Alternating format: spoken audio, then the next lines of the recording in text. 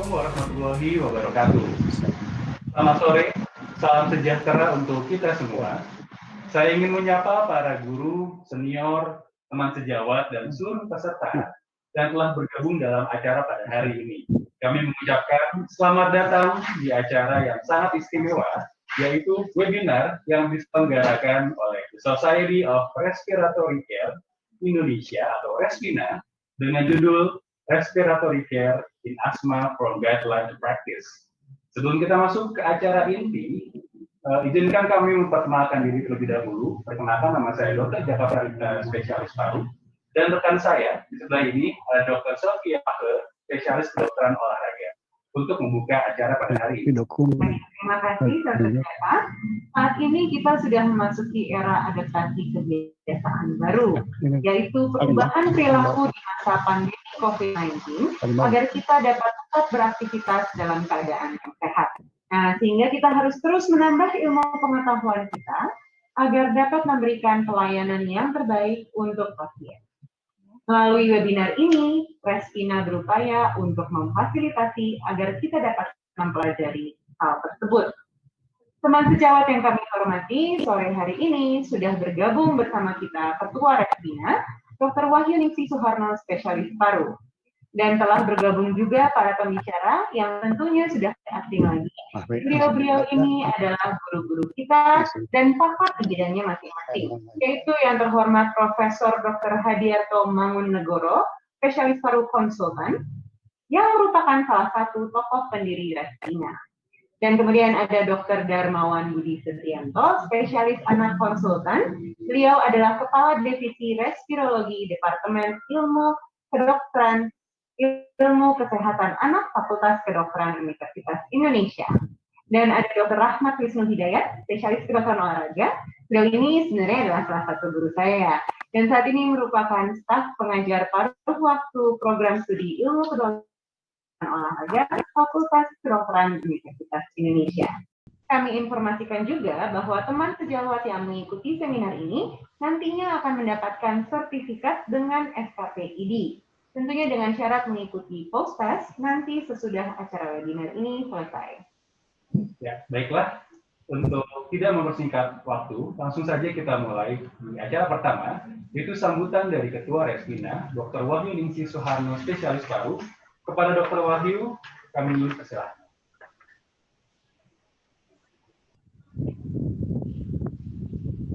Assalamualaikum warahmatullahi wabarakatuh.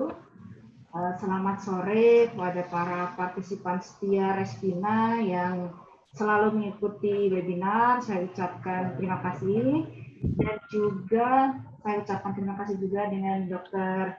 Jaka Pralita dengan Dr. Sofi HG yang sudah membuka acara ini, dan juga terima kasih kepada para narasumber yang kita undang khusus untuk membicarakan dengan tema pada kali ini adalah Respiratory Care in Asthma from Guideline to Practice.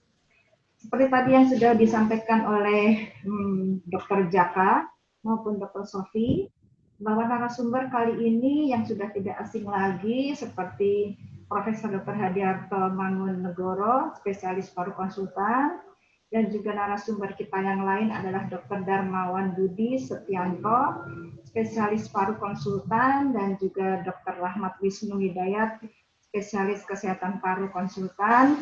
Saya ucapkan terima kasih banyak atas kesediaannya untuk diskusi pada sore hari ini. Dan juga acara ini berlangsung atau terselenggara berkat kerjasama dengan IDI dan juga PT AstraZeneca. Seperti yang kita ketahui bahwa asma merupakan suatu penyakit yang sering dijumpai di masyarakat. Kemudian juga saat ini adalah era pandemi, bagaimana merupakan salah satu komorbid yang harus kita waspadai. Dan pada sore hari ini, para pakar yang sudah memang ahli di bidangnya akan membahas masalah asma pada dewasa, kemudian juga asma pada anak, dan juga bagaimana pemilihan exercise yang aman pada pasien-pasien asma. Untuk mempersingkat waktu, mungkin para partisipan sudah tidak sabar untuk bisa mendengarkan ilmu dari para narasumber. Saya ucapkan mudah-mudahan acara ini bermanfaat dan kita bisa bertemu lagi di acara-acara Respina yang akan datang. Selamat webinar. Wassalamualaikum warahmatullahi wabarakatuh. Baik, saya akan memimpin sesi pada kali ini. Saya sebagai moderator. Kita akan masuk ke acara yang utama. Jadi saya akan mengundang pembicara pertama, yaitu kepada Profesor Dr. Hadiarto Mangunegoro, spesialis paru konsultan, dengan topik Preferred Reliever Paradigm Shift in Asthma Management. Assalamualaikum, Prof. Hadi. Ya, izin Prof, bisa di... Ya. Waalaikumsalam warahmatullahi wabarakatuh. Hadi. Alhamdulillah. Alhamdulillah. Baik, Prof. Hadiarto ini merupakan guru saya dan guru besar di Departemen Pulmonologi dan Kedokteran Respirasi Fakultas Kedokteran Universitas Indonesia dan juga merupakan salah satu tokoh pendiri Respina. Dan topik hari ini sangat menarik karena terapi asma terus diperbarui waktu demi waktu, khususnya penggunaan obat pelega pada pasien asma yang tidak terkontrol. Baik, Prof. Hadi, waktu 20 menit, kami persilahkan. Baik. Terima kasih Dr. Jaka, Dr. Sofi, dan Dr. Wahyuningsih atas kesempatan ini. Saya disuruh bicara pada usia dokter paru saya udah 50 tahun. Jadi lulus tahun peserta di sini yang belum lahir waktu saya jadi dokter paru. Dan saya sudah nanganin asma sudah barangkali 50, tapi kok nggak pinter-pinter gitu. Jadi harusnya saya belajar nih. Baiklah, saya mulai saja. Saya dikasih judul yang terus terang aja susah bener tuh saya terjemahkan dalam bahasa Indonesia. Apa itu maksudnya Preferred Reliever Paradigm Shift in Asthma Management? Jadi kira-kira begini, ini ada pergeseran paradigma pada manajemen asma. Dan khususnya pada penekanan pada obat pelega ya, pelega dan obat pelega yang terpilih atau yang pilihan apa gitu. Nah inilah yang dikatakan menarik ya. Kalau kita lanjutkan lagi, bentar. Ya. Ini saya mulai dengan agenda saja. Ini definisi dan fakta tentang asma. Saya kira semua orang sudah tahu. Kemudian impact dari beta 2 agonis yang diberikan secara reguler. Kemudian berikutnya ini asma stepwise guideline itu pengaruhnya. Dan kemudian penggunaan budesonide formoterol sebagai reliever dan juga controller. Dan yang terakhir adalah bagaimana mengakses dan mengevaluasi asma yang terkontrol. Definisi dan fakta tentang asma saya kira semua orang sudah tahu. Saya nggak akan banyak ini. Ini dari Gina ini sudah berapa kali direvisi. Dan yang terakhir adalah definisi asma Gina 2019. Ini intinya adalah asma itu adalah penyakit yang tersifati oleh inflamasi saluran napas yang kronik. Sampai sekarang masih berlaku dari dulu. Inflamasi inilah yang mendasari fitur pada asma dan kemudian muncul sebagai gejala asma di sini sebagai puncak dari gunung es karena setelah inflamasi menyebabkan bronchial hyperresponsive dan kemudian obstruksi saluran napas yang reversible. Nah ini bukan TikTok ya, ini ABC, ini zaman saya waktu baru jadi dokter tuh. Rumusnya adalah ABC. ABC itu aminofilin, beta 2 agonis, C itu corticosteroid. Sampai sekarang kelihatannya masih ada pengaruh ABC ini masih ya. Tapi aminofilinnya perannya sudah sangat berkurang. Yang sebetulnya menonjol belakangan ini terbalik jadi CBA, jadi corticosteroid, beta 2 agonis dan aminofilin untuk mengatasi inflamasi ini. Nah, faktanya begini, treatment anehnya begini, guidelines atau pedoman tentang penanganan asma dari Gina itu sudah, saya kira sudah dari tahun, udah 20 tahun barangkali direvisi terus, dan sudah menjadi pegangan bagi para dokter untuk menangani asma. Ini pedoman ini merekomen inhaler terapi, jadi pengobatan dengan inhaler sebagai suatu primary route. Jadi dasar pertama yang primer dalam pemberian obat-obatan.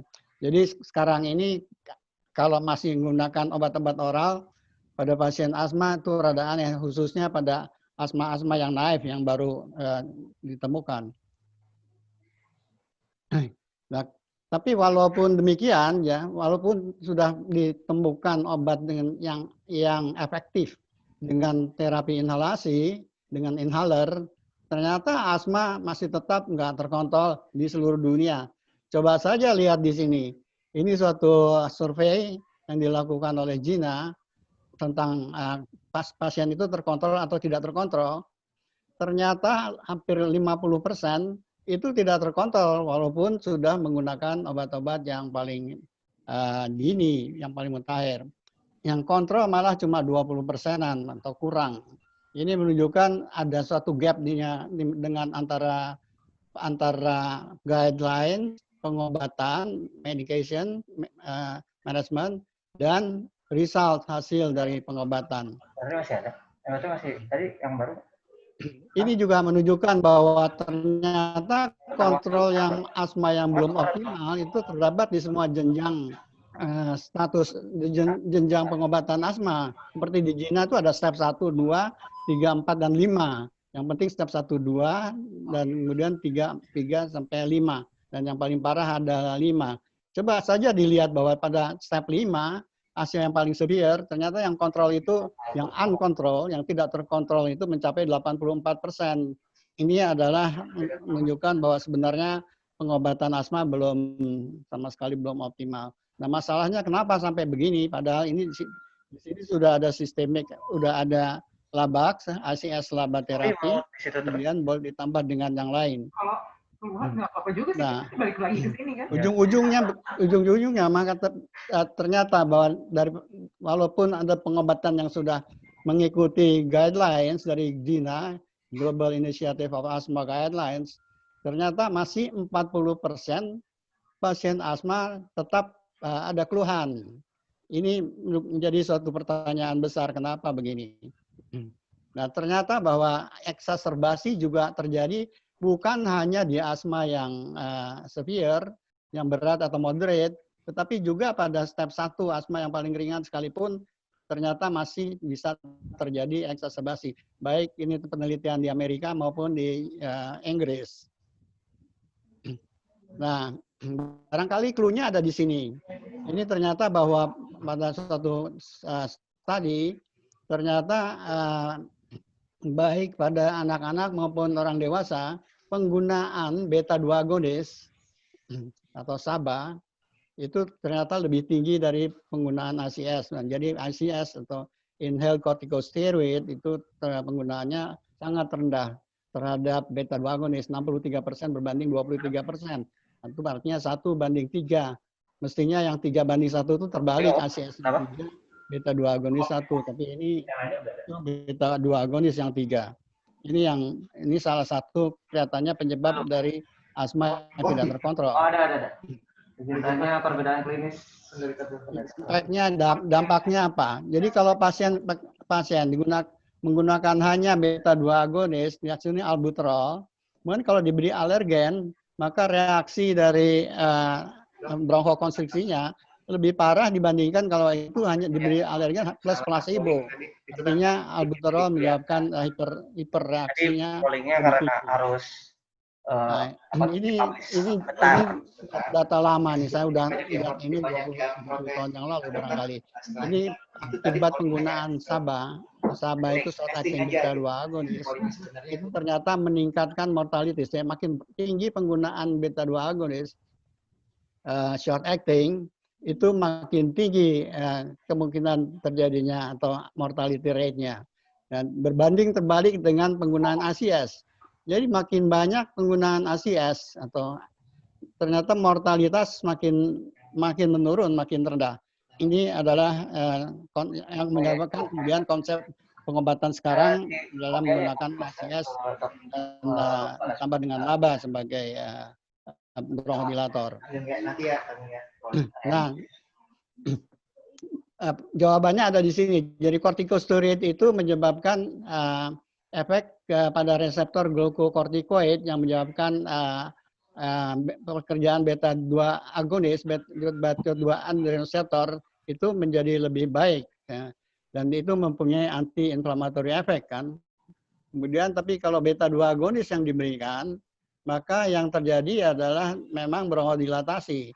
Tapi lama-lama akan menekan reseptor dari glucocorticoid. Akibatnya maka inflamasi akan menurun dan terjadi hiperreaktif yang bertambah. Ini yang menyebabkan kenapa asmanya makin tidak terkontrol kalau hanya diberikan beta-2 agonis short acting saja.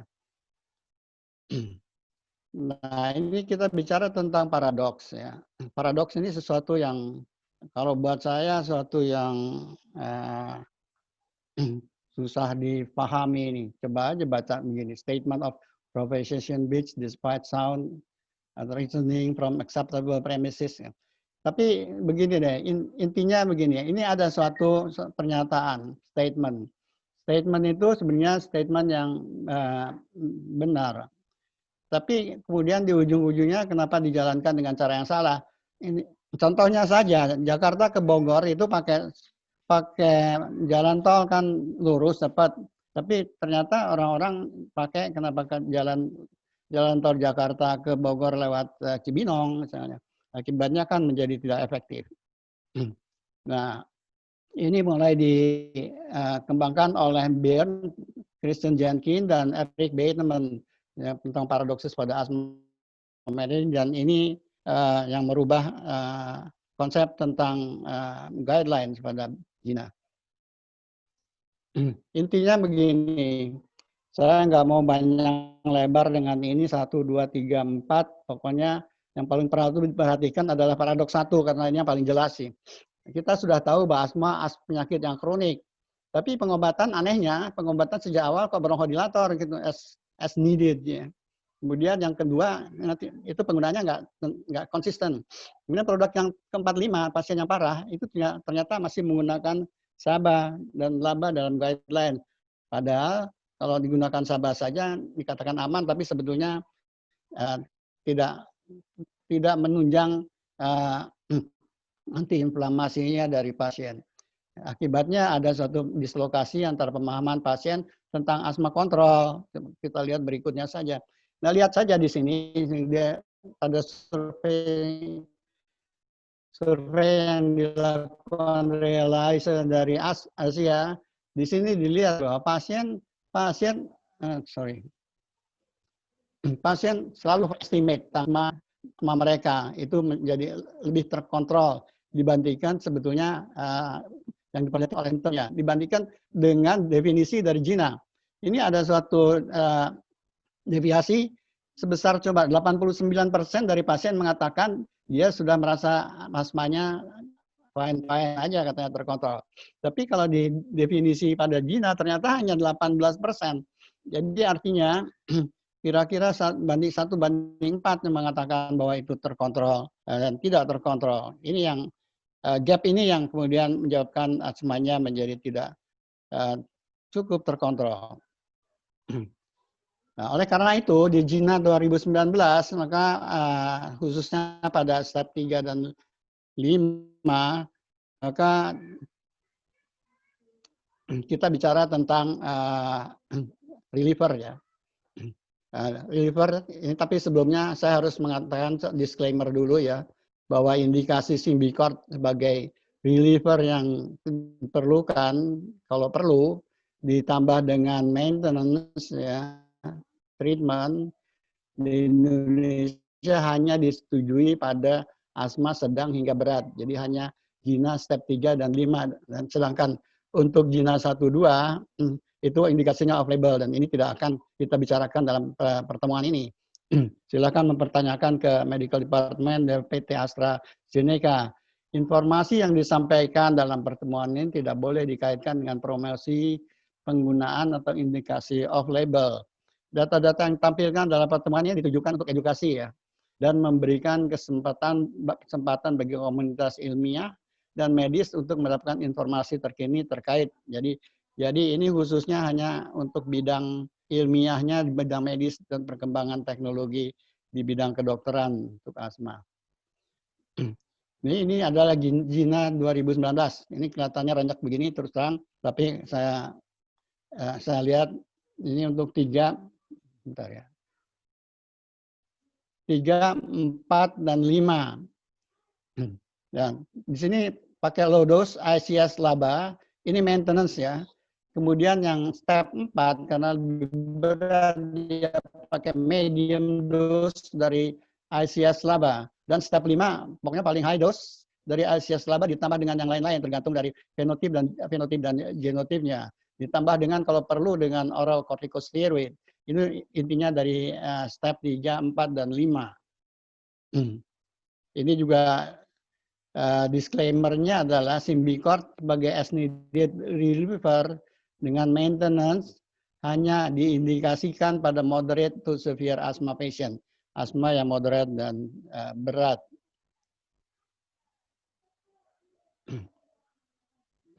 Rekomendasi dari Gina 2019 mengenai pelega dengan pengontrol. Untuk pasien dengan eksaserbasi lebih dari 1 kali dalam 1 terakhir, maka budesonide, formoterol, dan beta-mercaptan formoterol digunakan sebagai terapi pelega, eksaserbasi berat, dan tingkat kontrol gejala. Serupa dengan dosis ACS yang relatif rendah dibandingkan ACS laba dan SABA yang diperlukan. Low dose atau dosis yang rendah dari ICS formoterol yang as needed diperlukan merupakan pelega pilihan pada pasien yang sudah menggunakan terapi dengan pelega dengan pengontrol. Jadi kalau sudah pakai Labax untuk pengontrol, Labax itu long acting beta 2 agonis dan ICS, kemudian menggunakan lagi obat yang sama yang mempunyai kecepatan yang sama dengan short acting beta 2 agonis bisa dipakai sebagai pelega pilihan. Semua pasien asma sebetulnya mempunyai risiko untuk timbul serangan, tidak tergantung dari beratnya penyakit. Dan ini intinya begini, kalau lebih dari 3 kanister SABA per tahun dapat kemungkinan rawat inap atau kunjungan UGD 2 kali lebih tinggi. Ini adalah teorinya. Jadi teorinya kalau ini adalah suatu serangan asma misalnya dengan alergi, maka akan terjadi penaikan skor asma, artinya makin buruk dan kemudian akan turun lagi. Tetapi di sini ada suatu window of opportunity. Jadi kalau kita berikan suatu pelega dan ditambah dengan antiinflamasi, maka kenaikan ini akan dibuat landai seperti ini. Oke, ini adalah begini. Jadi ini yang Symbicort Smart. Kemudian ini menunjukkan kalau pakai Symbicort sebagai fixed dose, maka harus menggunakan short acting beta 2 agonis lebih banyak dan dosis ACS-nya juga lebih banyak. Tapi kalau Symbicort Smart dia dosisnya ACS lebih rendah dan penggunaan as needed Symbicort-nya lebih rendah. Ujung-ujungnya penggunaan reliever juga lebih rendah. Ini dasarnya kenapa formoterol dengan ACS dapat digunakan sebagai terapi pelega. Di sini bisa dilihat bahwa ini adalah formoterol, ya, formoterol turbohaler dengan salbutamol. Ternyata angkanya atau kenaikan bronchodilatasinya hampir sama, malahan di sini sedikit lebih tinggi. Oleh karena itu formoterol dapat digunakan sebagai pengobatan akut, serangan akut. Ya, apa keuntungannya dari penggunaan ini, maintenance dan reliever? Ternyata dapat menurunkan exacerbation fluticasone ya 39% versus 25%. Kemudian di sini juga digunakan pada penggunaan uncontrol dengan high dose dibandingkan dengan high dose ya. Ternyata 38% dosis ACS-nya lebih rendah dibandingkan dengan pakai yang fixed dose. Nah, bagaimana mengakses dan evaluasi asma kontrol? Gejala asma itu tidak terkontrol, faktor risiko utamanya terjadi eksaserbasi. Saya pikir yang paling penting adalah eksaserbasi itu yang bisa dimodifikasi adalah oleh karena penggunaan SABA yang tinggi dan penggunaan ACS yang rendah. Oleh karena itu, rekomendasinya mestinya penggunaan SABA yang tinggi diturunkan, dan kemudian penggunaan ACS yang rendah dinaikkan. Dan dengan ini maka kemungkinan attack-nya akan menjadi berkurang, eksaserbasinya. Ini adalah bagaimana cara menilai tingkat kontrol asma pada pasien dewasa, remaja, dan anak-anak dari Gina. Saya kira ini semua sudah tahu lah. Kemudian ini juga sudah tahu, jadi yang pertama itu dilakukan assessment, diagnosis, kemudian treatment, kemudian dilakukan di-adjust treatmentnya, dia membaik atau tidak kurang membaik, disesuaikan dengan kelainan yang ada, dan kemudian di-review lagi, di-assess lagi respons dari adjustment treatment tersebut. Kesimpulan, pasien asma sebetulnya masih berisiko mulai serangan asma dan angka mortalitas asma masih tinggi di dunia. Short acting beta 2 agonis yang tinggi dan kurangnya penggunaan inhaled corticosteroid. Terdapat paradoks ada pengobatan asma dengan tata laksana sebelumnya. Gina 2019, jadi berbeda dengan 2018 ke bawah, dia mengubah paradigma ini dalam pengobatan asma dengan menempatkan ACS formoterol sebagai pelega utama dan menggeser short acting beta 2 agonis sebagai pelega alternatif. Dengan dosis harian ACS yang 25% lebih rendah, pasien dengan budesonide formoterol sebagai pelega dengan pengontrol mengalami penurunan eksaserbasi berat 39% lebih rendah dibandingkan dengan salmeterol fluticasone plus short acting beta 2 agonis. Dan sebaiknya evaluasi dilakukan 1-3 bulan sejak pengobatan dimulai. Terakhir, saya ingin menyampaikan message saja buat teman-teman. Pertama, sebetulnya yang penting-penting amat bukan obat-obat amat. Yang pertama adalah educate the people. Jadi orang-orang harus diedukasi, sama seperti COVID sekarang ini. Kemudian diedukasi pasiennya supaya dia ngerti bahwa asma itu apa, obat itu apa, pekerjaannya apa, dan bagaimana cara penggunaannya, dan kemudian menetapkan diagnosis ya. Itu penting sekali. Jadi kalau bukan asma diobatin juga kan nggak baik-baik. Kemudian diikuti saja guidelines-nya, dan kemudian penggunakan pengobatan inhaler untuk terutama untuk pasien yang baru ya, jangan langsung pakai obat oral, langsung pakai inhaler. Dan penggunaan ACS labor formoterol sebagai reliever yang utama. Ini masih buat dalam pertanyaan. Kemudian dan di-training dan di-recheck penggunaan inhaler medication tekniknya, karena pasien yang datang ke saya 80% salah tuh pakai inhalernya. Kemudian di follow up pengobatan Anda. Jadi fokusnya ada sekarang asma harus dapat dikontrol. Saya kira sekian, terima kasih. Wassalamualaikum warahmatullahi wabarakatuh. Waalaikumsalam. Terima kasih Prof. Hadi, sangat bermanfaat sekali, sangat mencerahkan. Jadi yang menarik adalah yang tadinya ABC saat ini berubah ya Prof, menjadi corticosteroid yang menjadi utama karena asma adalah proses penyakit yang akibat inflamasi. Jadi CBA dan formoterol juga dapat digunakan sebagai pelega khususnya di step 3 dan 5. Baik, terima kasih Prof. Hadiarto.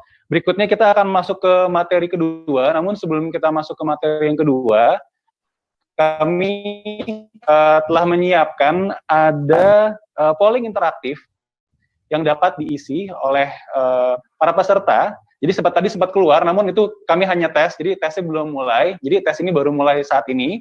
Akan ada 6 pertanyaan untuk teman-teman yang ikut webinar pada kali ini dapat mengisi melalui smartphone-nya atau melalui laptopnya. Jadi diklik jawabannya. Nah, satu soal itu akan ada waktu sekitar 15 detik.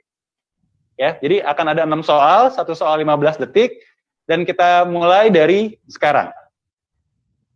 Ya, jadi corticosteroid harus tetap digunakan untuk menjaga asma tetap terkontrol pada era COVID-19. Nah, seberapa banyak sih dokter-dokter saat ini menggunakan medium high dose ICS LABA? Ya, 3, 2, 1, stop. Ya, jadi ternyata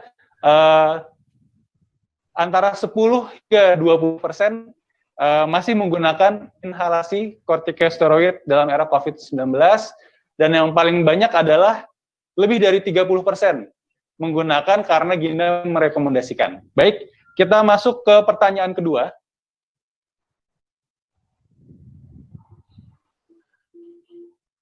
Ya, Gina merekomendasikan ICS formoterol sebagai preferred reliever pada asma step 3-5. Nah, bagaimana tanggapan dokter kalian terhadap rekomendasi Gina tersebut? Ya, kita punya waktu 15 detik.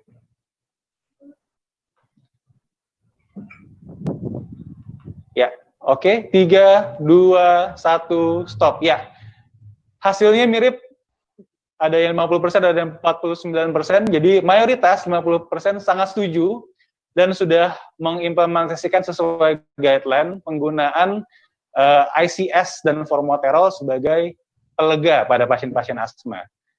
Tapi memang 49% belum mengimplementasikan. Baik, kita lanjut ke pertanyaan ketiga.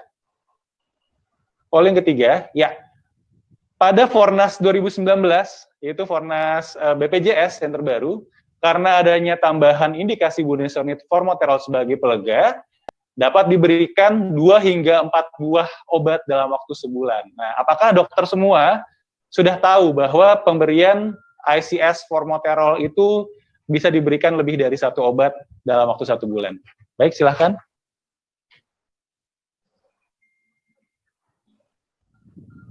Ya, waktunya tinggal 3, 2, 1, ya, stop.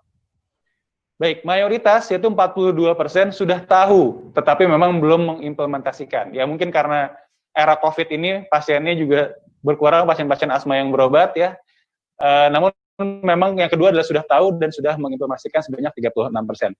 Baik, sudah 3 pertanyaan yang ditanyakan, kita akan masuk ke pertanyaan keempat. Pertanyaan ini juga akan berhubungan dengan materi yang nanti dijelaskan oleh Dr. Darmawan.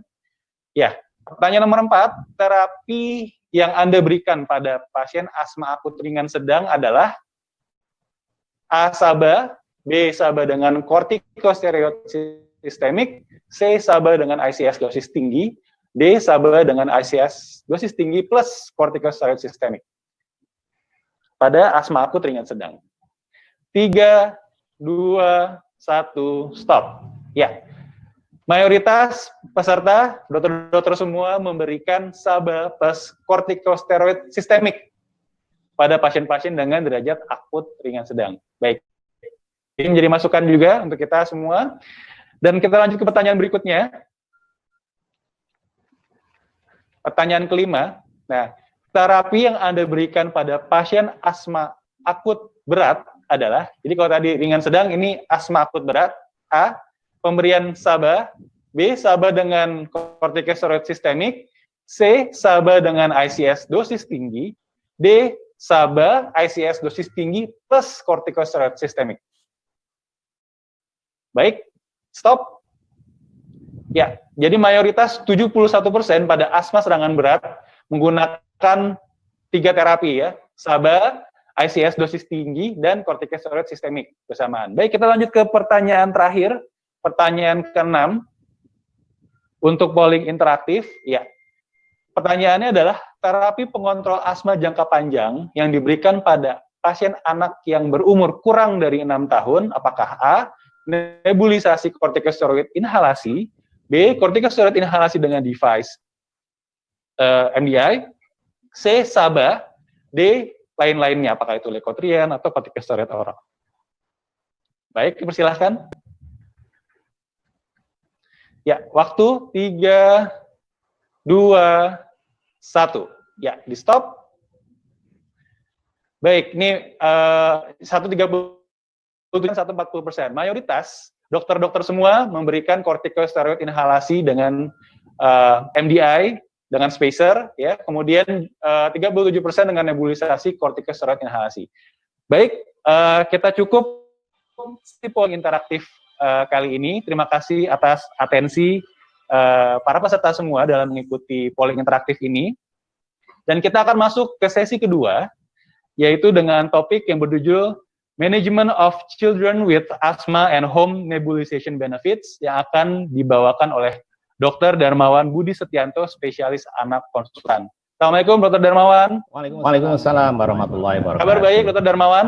Alhamdulillah. Alhamdulillah sehat selalu ya Dr. Darmawan ya. Insya Allah. Merupakan guru saya dulu saat saya stase, Dok, di stase anak, Dok, di RSCM. Dan Dr. Darmawan ini saat ini masih aktif sebagai Kepala Divisi Respirologi Departemen Ilmu Kesehatan Anak Fakultas Kedokteran Universitas Indonesia. Dan topik pada hari ini sangat menarik karena memang saat ini banyak sekali simpang siur mengenai pemberian terapi inhalasi dan nebulisasi pada pasien anak. Jadi untuk mempersingkat waktu, kepada Dr. Darmawan saya persilahkan. Assalamualaikum warahmatullahi wabarakatuh. Terima kasih Dr. Jaka dan Dr. Sofi selaku moderator. Terima kasih kepada Dr. Wahyu Ningsih sebagai Ketua Resvina. Pada kesempatan ini saya akan bicara tentang materi anak. Saya mendapat informasi dari panitia bahwa sekitar 60% peserta adalah dokter umum. Nah, mungkin materi ini akan lebih pas untuk mereka. Saya akan mulai share screen ya.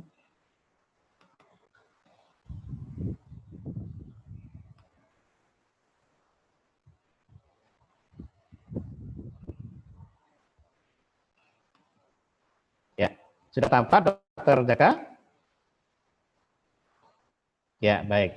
Jadi dulu saya tentang asma pada anak secara umum ini jadi mungkin agak panjang keterangannya dan kemudian tentang nebulisasi di rumah.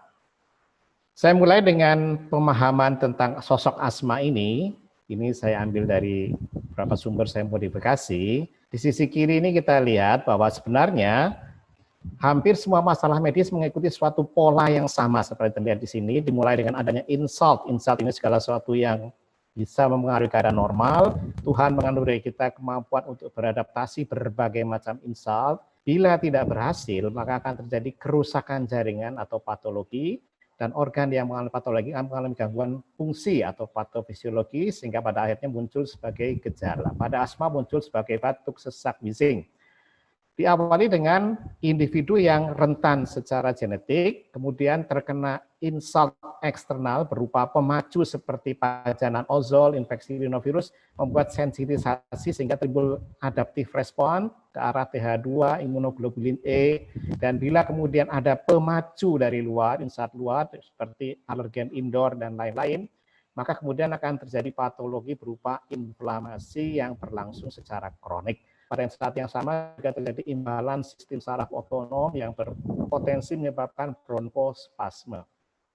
Bila dalam keadaan sudah inflamasi kronik seperti ini, kemudian ada pencetus trigger dari luar, maka inflamasi yang kronik akan menjadi akut, akan terjadi edema, hypersecretion, dan tadi juga bronkospasme, akan terjadi obstruksi saluran napas dengan gejala-gejala seperti ini. Kalau kita lihat secara klasik, definisi asma tahun 87 oleh American Thoracic Society itu berfokus pada obstruksi karena bronkospasme, bronkokonstriksi, sehingga obatnya adalah bronchodilator. Ini adalah simptomatologinya, patofisiologi, dan ini adalah insultnya. Kina tahun 2002 buat definisi mulai jadi sebagai inflamasi kronik. Ini intinya berubah dari bronkokonstriksi menjadi inflamasi kronik. Ini adalah simptomatologi, patofisiologi, patologi, dan ini adalah adaptive response-nya. IDAI membuat pedoman asma yang terakhir direvisi tahun 2015 juga menganut inflamasi kronik sebagai ruh dari asma ini dengan gejala-gejala seperti ini. Patofisiologinya adalah obstruksi dan patologinya adalah inflamasi kronik dengan insultnya pencetus yang mulai terjadinya gejala asma. Kalau tadi Kina sampai 2012 definisinya seperti tadi disebutkan, pada tahun 2014 sampai 2020 ini direvisi menjadi lebih singkat, tetapi intinya tetap adalah inflamasi airway kronik airway, dengan gejala seperti ini, patofisiologi seperti ini, dan ini adalah patologinya. Dan pada tahun 2020 tambahkan bahwa airflow limitation may later become persistent. Dari aspek diagnosis pada asma anak, ini ada alur yang dibuat oleh IDAI, yang intinya adalah kalau memungkinkan ada spirometri, lakukan spirometri. Bila tidak, dilakukan pemberian beta agonis. Bila nilai spirometri ataupun pemberian beta agonis menunjukkan reversibilitas, maka ini adalah asma pada anak.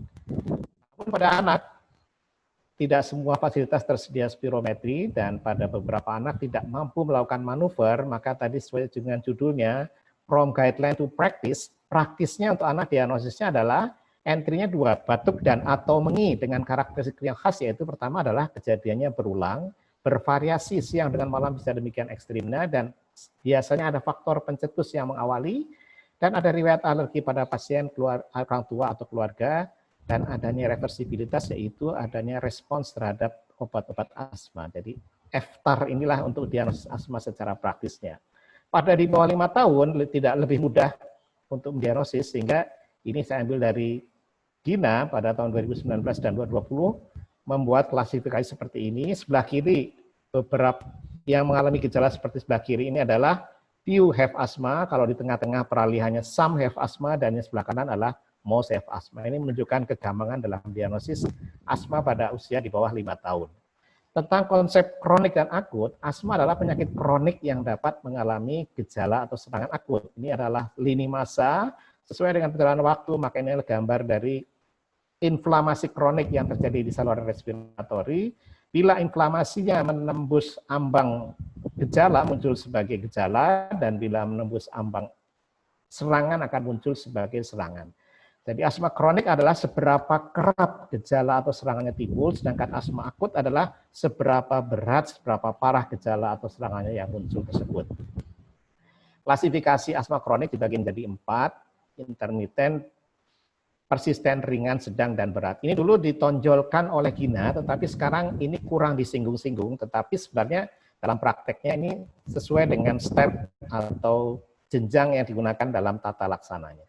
Sekarang dari aspek akutnya, dilihat dari keparahan klinisnya, mulai dari tanpa gejala, bila melewati gejala, mulai gejala, serangan ringan, sedang, berat, sampai ancaman nyawa. Itu gambaran secara umum. Kemudian dalam asma pada anak, ada 3 tahapan yang sangat penting sebelum kita bicara obat, yaitu penghindaran pencetus, penghindaran dan penghindaran diulang sampai 3 kali. Ini sebagian dari pencetus yang sering menyebabkan asma timbul gejala atau serangan pada anak. Fokus yang kita perhatikan adalah selalu kita gali apakah ada pajanan asap rokok pada anak asma tersebut. Dalam akut asma, tata laksananya adalah obat reliever. Kami di IDAI menyebutnya sebagai pereda. Kalau di dokter paru menyebut pelega, kami menyebutnya pereda. Reda ini lebih luas, reda sesaknya, reda batuknya, reda gejala-gejala yang lain. Nah, obat pereda ini adalah obat untuk meredakan gejala asma akut, diberikan sesuai kebutuhan, bila sudah reda dihentikan. Dan kalau kita kembalikan ke konsep ini, maka yang ditembak dengan obat pereda ini adalah imbalans dari sistem saraf otonom mengatasi bronkokonstriksi, obat reliever. Seperti kita tahu pada asma terjadi imbalans sistem saraf otonom, tonus saraf simpatisnya lemah, sebaliknya atau tonus parasimpatisnya kolinergnya lebih tinggi. Nah, obat-obat di titik inilah yang kita berikan. Obat reliever adalah obat untuk memperkuat tonus simpatis dan menekan tonus parasimpatik, beta agonis dan atau antikolinergik. Itu tadi adalah menembak di imbalans sistem saraf otonomnya. Untuk inflamasi akutnya diberikan steroid sistemik. Nah, jadi dalam hal ini steroid sistemik diberikan sebagai reliever untuk mengatasi inflamasi akutnya. Ini adalah obat sistemik steroid. Ada alternatif bahwa steroid inhalasi juga sebagai alternatif obat reliever, tetapi sebenarnya cara kerjanya bukan sebagai antiinflamasi.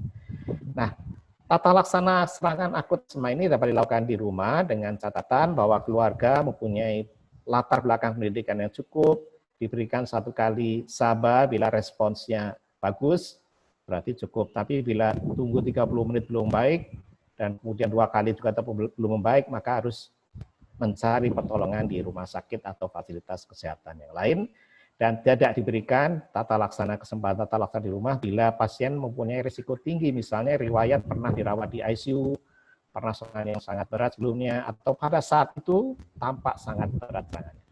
Ini adalah alur tata laksana serangan asma. Di sini diberikan beta agonis, kemudian dan atau anticholinergic selama 3 kali dengan nebulizer, dan steroid yang diberikan dalam pedoman 2015 kami ini masih adalah steroid sistemik. Ini untuk di rumah sakit, pada penelitian yang sudah lebih berat, ancaman anti napas, mungkin diperlukan tata laksana di ICU. Kemudian untuk tata laksana asma kroniknya, ini adalah obat-obat controller, kami menyebutnya pengendali, kalau terpalu menyebutnya pengontrol ya, pengendali.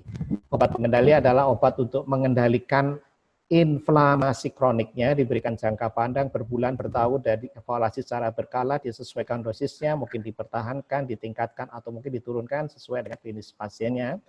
Obat pengendali ini ditujukan untuk inflamasi kroniknya. Kalau tadi steroid digunakan untuk inflamasi akutnya, steroid dosis tinggi atau steroid sistemik, maka steroid inhalasi ini yang ditujukan untuk inflamasi kroniknya.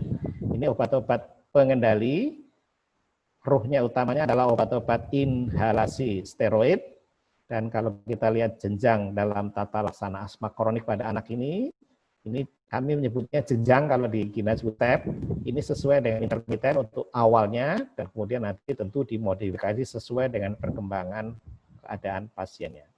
Dari berbagai obat-obat pengendali, ternyata bahwa inhalasi steroid ini mempunyai efektivitas yang paling bagus untuk menurunkan risiko terjadinya serangan asma berikutnya.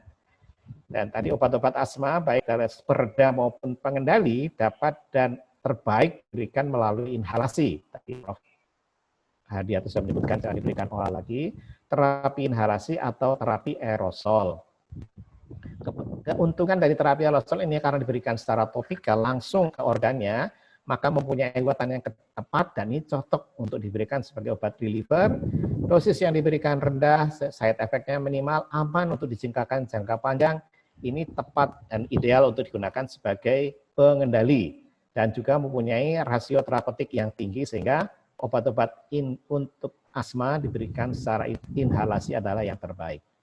Ada beberapa 3 jenis utama, nebulizer, DPI, dan MDI. Pada anak bisa digunakan MDI dengan spacer yang dengan valve, tetapi alternatif yang lain adalah penggunaan nebulizer. Dalam melakukan terapi inhalasi, sebenarnya ada 2 tahapan. Ini tidak ada di buku-buku, saya mencoba mengupasnya sendiri. Bahwa sebenarnya ada 2 tahapan, yaitu tahap pertama, tahap persiapan inhalasinya, dan tahap kedua adalah tahap penghirupan obatnya. Tahap persiapan adalah persiapan alatnya sampai siap untuk dihirup, mulai dari yang complicated, nebulizer itu kompleks sekali sebenarnya, tapi karena biasa dilakukan tidak terasa lagi. Yang MDA ada yang paling simpel, dan ini dapat dilakukan oleh orang lain, tidak harus oleh pasiennya. Sedangkan tahap penghirupannya adalah manuver penghirupan alatnya, mulai dari yang nebulisasi adalah paling sederhana, kemudian yang paling kompleks adalah penggunaan MDI. Tadi Prof. Hadianto menyebutkan 80% tidak tepat mungkin yang MDI ini. Dan ini mau tidak mau harus pasiennya yang menghirup, bukan orang lain. Nah ini jadi kalau dari tahap persiapannya, paling susah adalah nebulizer, tetapi dari tahap penghirupannya paling mudah adalah justru nebulizer. Dengan demikian, nebulizer ini cocok untuk diberikan pada anak-anak, apalagi kalau dilakukan di rumah, dengan lingkungan yang familiar, mencegah anak menangis. Karena menangis ini membuat obat-obat yang diinhalasikan tidak akan masuk, dan mudah dioperasikan dalam artian tahapan penghirupannya oleh pasien, dengan demikian meningkatkan compliance atau adherence-nya, dan karena dilakukan di rumah, mengurangi risiko terjadinya cross infeksi dengan pasien lain, dan kalau diperlukan cepat karena tersedia, maka dapat langsung dilakukan. Ada penghematan waktu dan biaya kalau dilihat bahwa pasien tidak perlu dibawa ke rumah sakit untuk biaya transportasi atau makan-makan, dan dengan nebulisasi ini bisa lebih dari 1 obat diberikan secara bersamaan. Tahun 2015 sudah disebutkan oleh Prof. Haryo tadi memang terjadi perubahan yang bermakna dalam beberapa hal. Selain tadi penggunaan lapak sebagai relief, obat yang sebenarnya pengendali tapi sekaligus sebagai pereda, maka yang lain adalah bahwa untuk asma intermiten jenjang 1, step 1 yang awalnya, dan kami di IDAI juga masih menyebutkan dalam guideline kami, cukup diberikan SABA, maka GINA tidak lagi menganjurkan karena dari aspek keamanan. Walaupun asmanya intermiten, step 1 tadi, tetapi risiko untuk serangan berat tetap ada. Nah ini kalau kita lihat di step 4, atau kalau dipastikan itu adalah persisten berat, maka diberikan medium dose labal, pada step 3 low dose, dan yang penting ini nih, bahwa pada step 1, harus juga diberikan inhaled steroid tiap kali mendapatkan SABA. Pada pedoman sebelumnya, di step 1 ini atau di intermittent asma cukup hanya beta agonis saja atau obat pereda saja.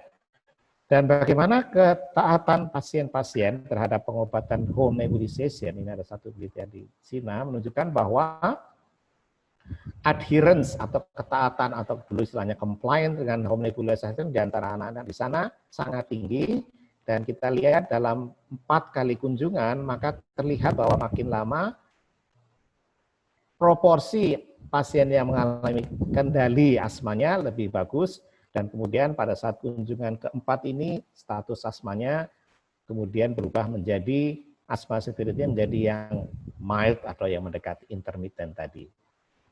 Pada tahun 2019, IDAI mengeluarkan suatu rekomendasi bahwa untuk asma akut, itu mulai dari yang mild moderate, selain diberikan SABA dan sistemik kortikosteroid itu yang bakunya, maka sebagai alternatif dapat dilakukan pemberian SABA dikombinasikan dengan inhalasi kortikosteroid dosis tinggi. Untuk yang severe, tetap diberikan SABA plus antikolinergik, kemudian sistemik steroid, dan inhalasi steroid dosis tinggi ditambahkan sebagai add-on, ya, jadi dikombinasikan. Kalau yang ringan sedang tadi sebagai alternatif ini ditambahkan.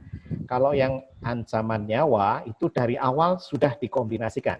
Jadi kita lihat di sini untuk asma akut dalam berbagai derajatnya, maka inhaled steroid mempunyai peranan. Kemudian dalam asma kronik, kalau kita lihat di sini, kita fokuskan ini di setiap tahapan, di setiap jenjang, di setiap step ini, maka dilakukan pemberian steroid inhalasi. Disebutkan Prof. Haryo tadi, kuncinya sekarang adalah kortikosteroid. Ini pada pedoman yang kami buat memang di intermittent jenjang 1 step 1 ini tidak perlu obat pengendali, tapi agaknya ini perlu kami revisi bahwa untuk jenjang 1 pun tidak bisa hanya diberikan obat pereda saja. Suatu sistematik review ini juga mengkaji bagaimana peranan inhaled steroid dalam tata laksana asma untuk pasien di bawah 5 tahun tadi yang diagnosisnya masih gamang tadi, tapi ini sudah dianggap ada. Kemudian diteliti bahwa baik untuk asma akut serangannya dan untuk asma kronik sebagai pemeliharaan dan juga untuk viral induced wheezing. Ini pada anak-anak sering terjadi keluhan wheezing pada saat mengalami infeksi respiratori akut karena virus. Dalam systematic review ini ada 10 trial untuk asma akutnya, ada 8 untuk asma kroniknya, dan ada 7 untuk viral induced wheezing. Sebagai simpulannya bahwa dengan nebulisasi kortikosteroid ini efektif baik untuk asma akut maupun untuk asma kronik sebagai pemeliharaan, dan bahkan ada temuan tambahan juga bahwa lebih superior dibandingkan diberikan pressure MDI. Kalau pada anak tentunya ini bukan hanya MDI saja, tapi dibantu dengan spacer ya. Dan bonus tambahannya juga punya keefektifan untuk pasien tadi dengan viral induced wheezing, maka inhaled steroid mempunyai efektivitas yang baik.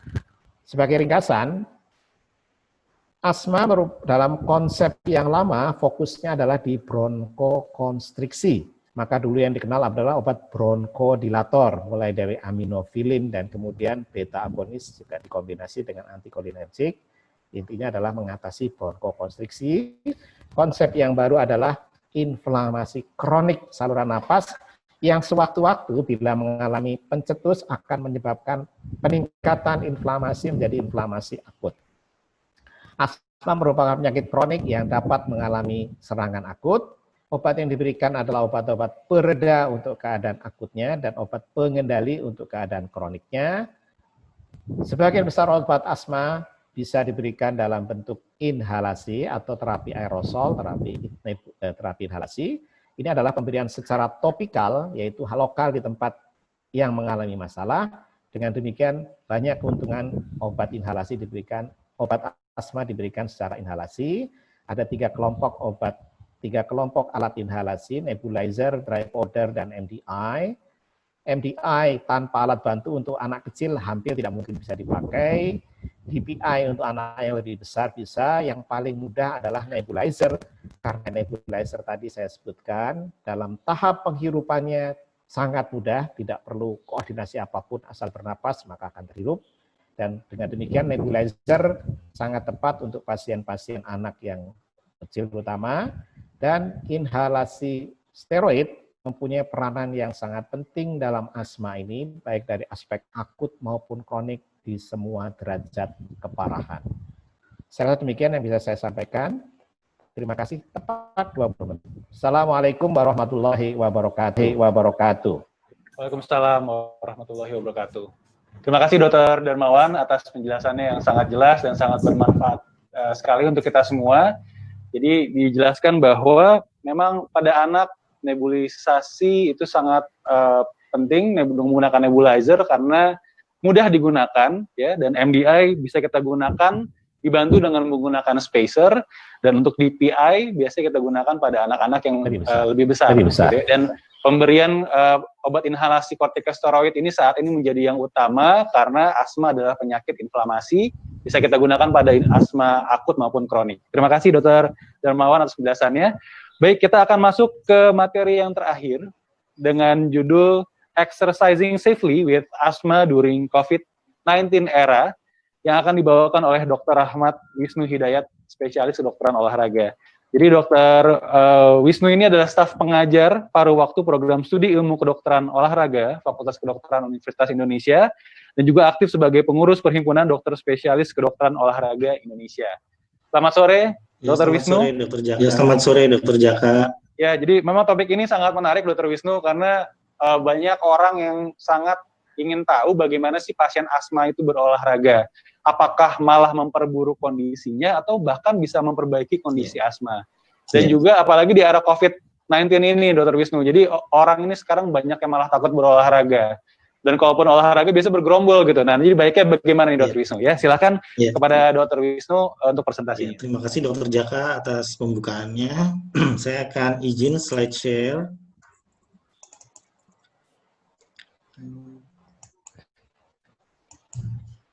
Oke, apakah slide-nya sudah terlihat, Dr. Jaka?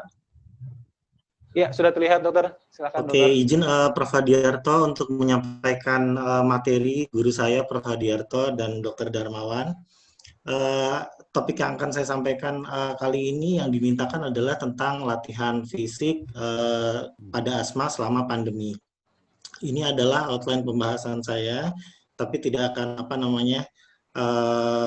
saya singgung tentang apa yang sudah disinggung Prof. Hadiarto dan Dr. Darmawan tadi, tidak akan saya ulang kembali. Jadi sedikit saya mulai dengan definisi latihan fisik.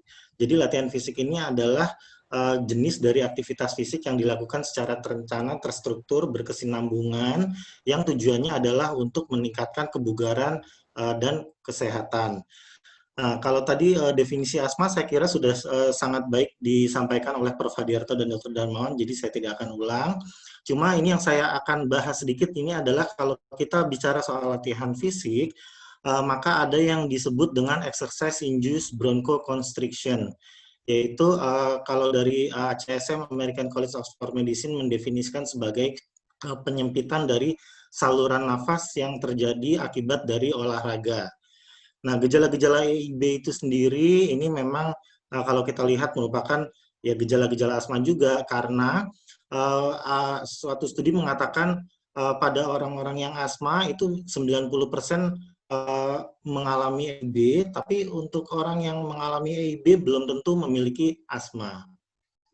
Nah, pencetus EIB kalau kita lihat ini bisa ada berbagai macam faktor yang saya kira ini juga mencetuskan asma, yaitu antara lain misalnya klorin di air kolam renang, kemudian polusi udara, udara dingin, udara kering, ya kemudian aktivitas yang dilakukan dengan pernafasan dalam dan durasi lama, itu semua bisa mencetuskan exercise-induced bronchoconstriction atau kalau baik pada individu dengan asma maupun yang tidak dengan asma.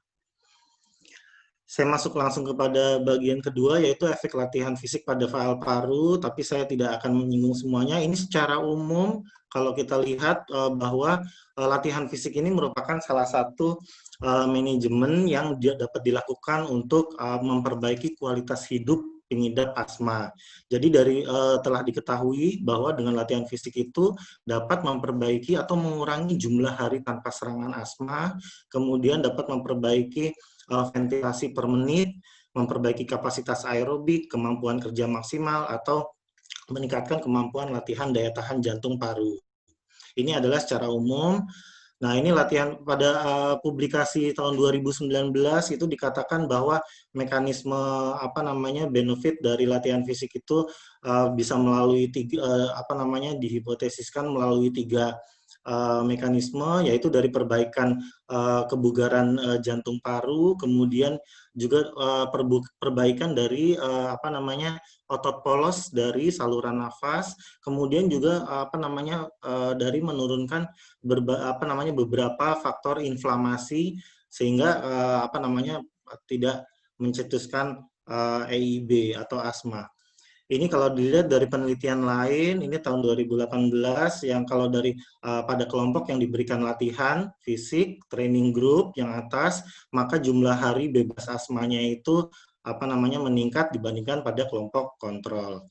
Nah, ini ada beberapa penelitian lain tahun 2019 juga dari Finlandia. Kalau kita lihat ini pada kelompok yang diberikan intervensi, maka rasa shortness of breath, nafas pendek itu dapat diperbaiki dibandingkan dengan kelompok yang tanpa perlakuan. Ini kalau teman-teman sejawat atau Bapak dan Ibu ini bisa langsung nanti melihat dari jurnalnya. Ini ada beberapa penelitian mengenai efek latihan fisik pada asma.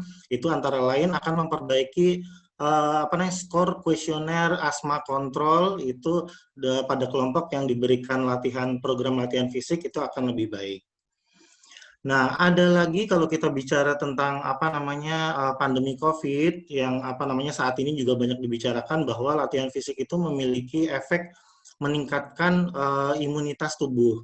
Ini ada sebetulnya penelitian lama dari Niemann yang saat ini kurvanya diperbaharui menjadi seperti demikian. Ini diperlihatkan bahwa pada orang atau individu yang melakukan latihan intensitas sedang, maka resiko terkena infeksi saluran pernapasan atasnya bisa turun hingga 50%. Ini suatu angka yang signifikan saya rasa. Sementara kalau melakukan aktivitas fisiknya itu intensitasnya berat atau sangat berat, maka justru resiko infeksi saluran pernafasan atas itu dapat meningkat. Ini dari penelitian lain yang membandingkan olahraga maraton dengan latihan jalan. Ini tentu penelitiannya pada dewasa ya, bukan pada anak-anak. Di sini bisa kita lihat fungsi sel-sel imun itu menurun pada pelari maraton setelah dia menyelesaikan larinya dibandingkan dengan orang yang melakukan latihan jalan. Jadi justru ada perbaikan dari fungsi sel-sel imunitas. Di samping pada orang yang melakukan lari maraton, itu kadar sitokin inflamasinya itu meningkat sangat tinggi, atau hormon stresnya itu meningkat sangat tinggi, yang pada pengidap asma sangat mungkin ini bisa menjadi pencetus. Ini juga dari penelitian lain, ya tentang pengaruh tingkat kebugaran. Jadi tingkat kebugaran yang tinggi, maka hari terkena infeksi saluran nafas atas itu bisa lebih rendah daripada orang yang tingkat kebugarannya rendah. Nah, kemudian bagaimana saya masuk ke bagian berikutnya, bagaimana latihan fisik pada asma. Nah, kita lihat bahwa tadi sudah disampaikan oleh Dr. Darmawan maupun Prof. Hadiarto bahwa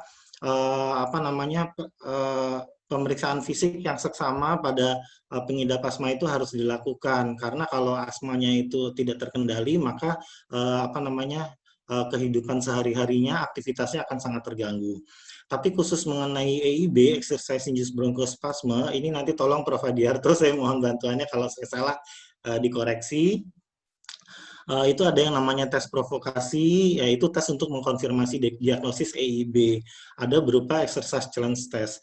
Tapi dalam hal ini mungkin tes ini tidak dilakukan pada anak-anak karena anak-anak pastinya akan sulit mengikuti protokol.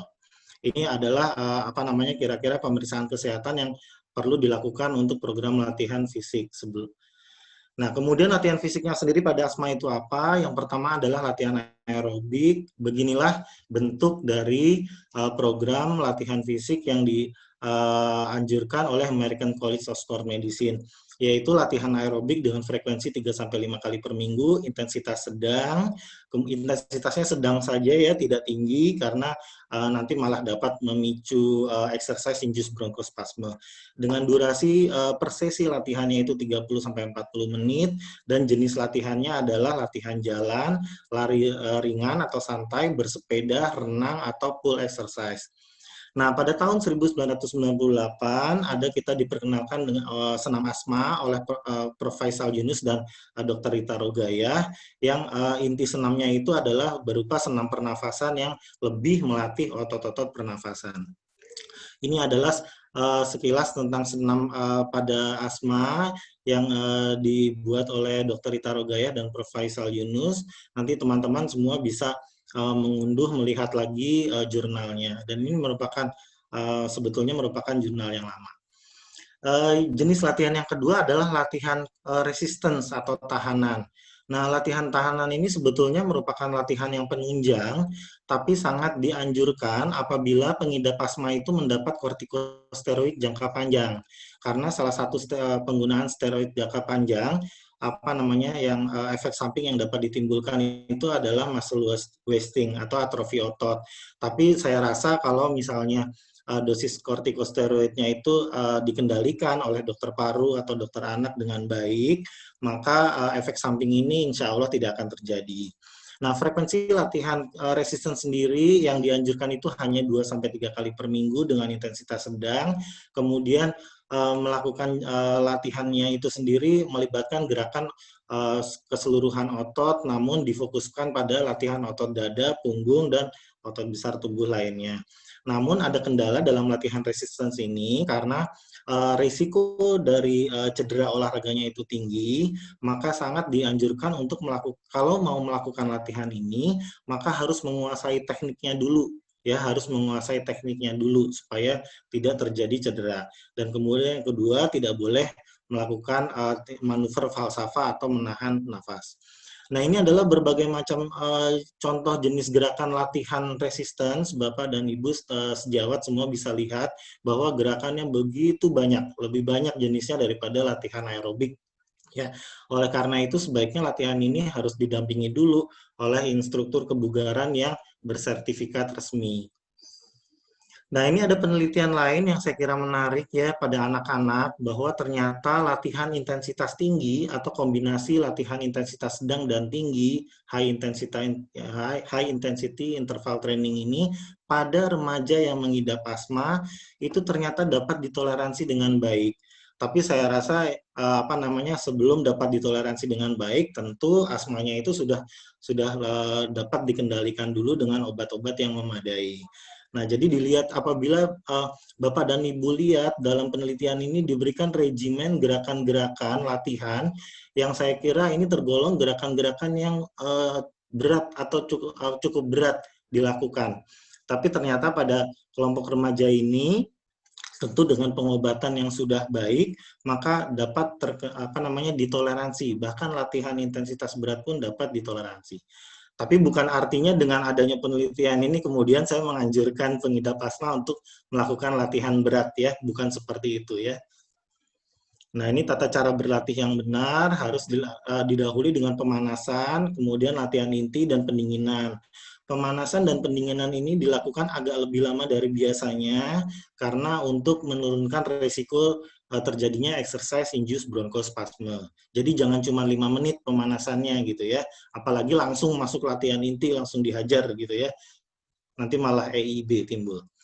Nah, ini bagaimana pemantauan keberhasilan latihan fisik pada asma? Tentu kita dokter paru, dokter anak maupun kami itu akan melihat apakah terjadi penurunan frekuensi asma atau perbaikan dari skor kuesioner asma kontrol, kemudian perbaikan dari fungsi respirasi, berkurangnya frekuensi EIB, dan berkurangnya pemakaian obat reliever saat latihan.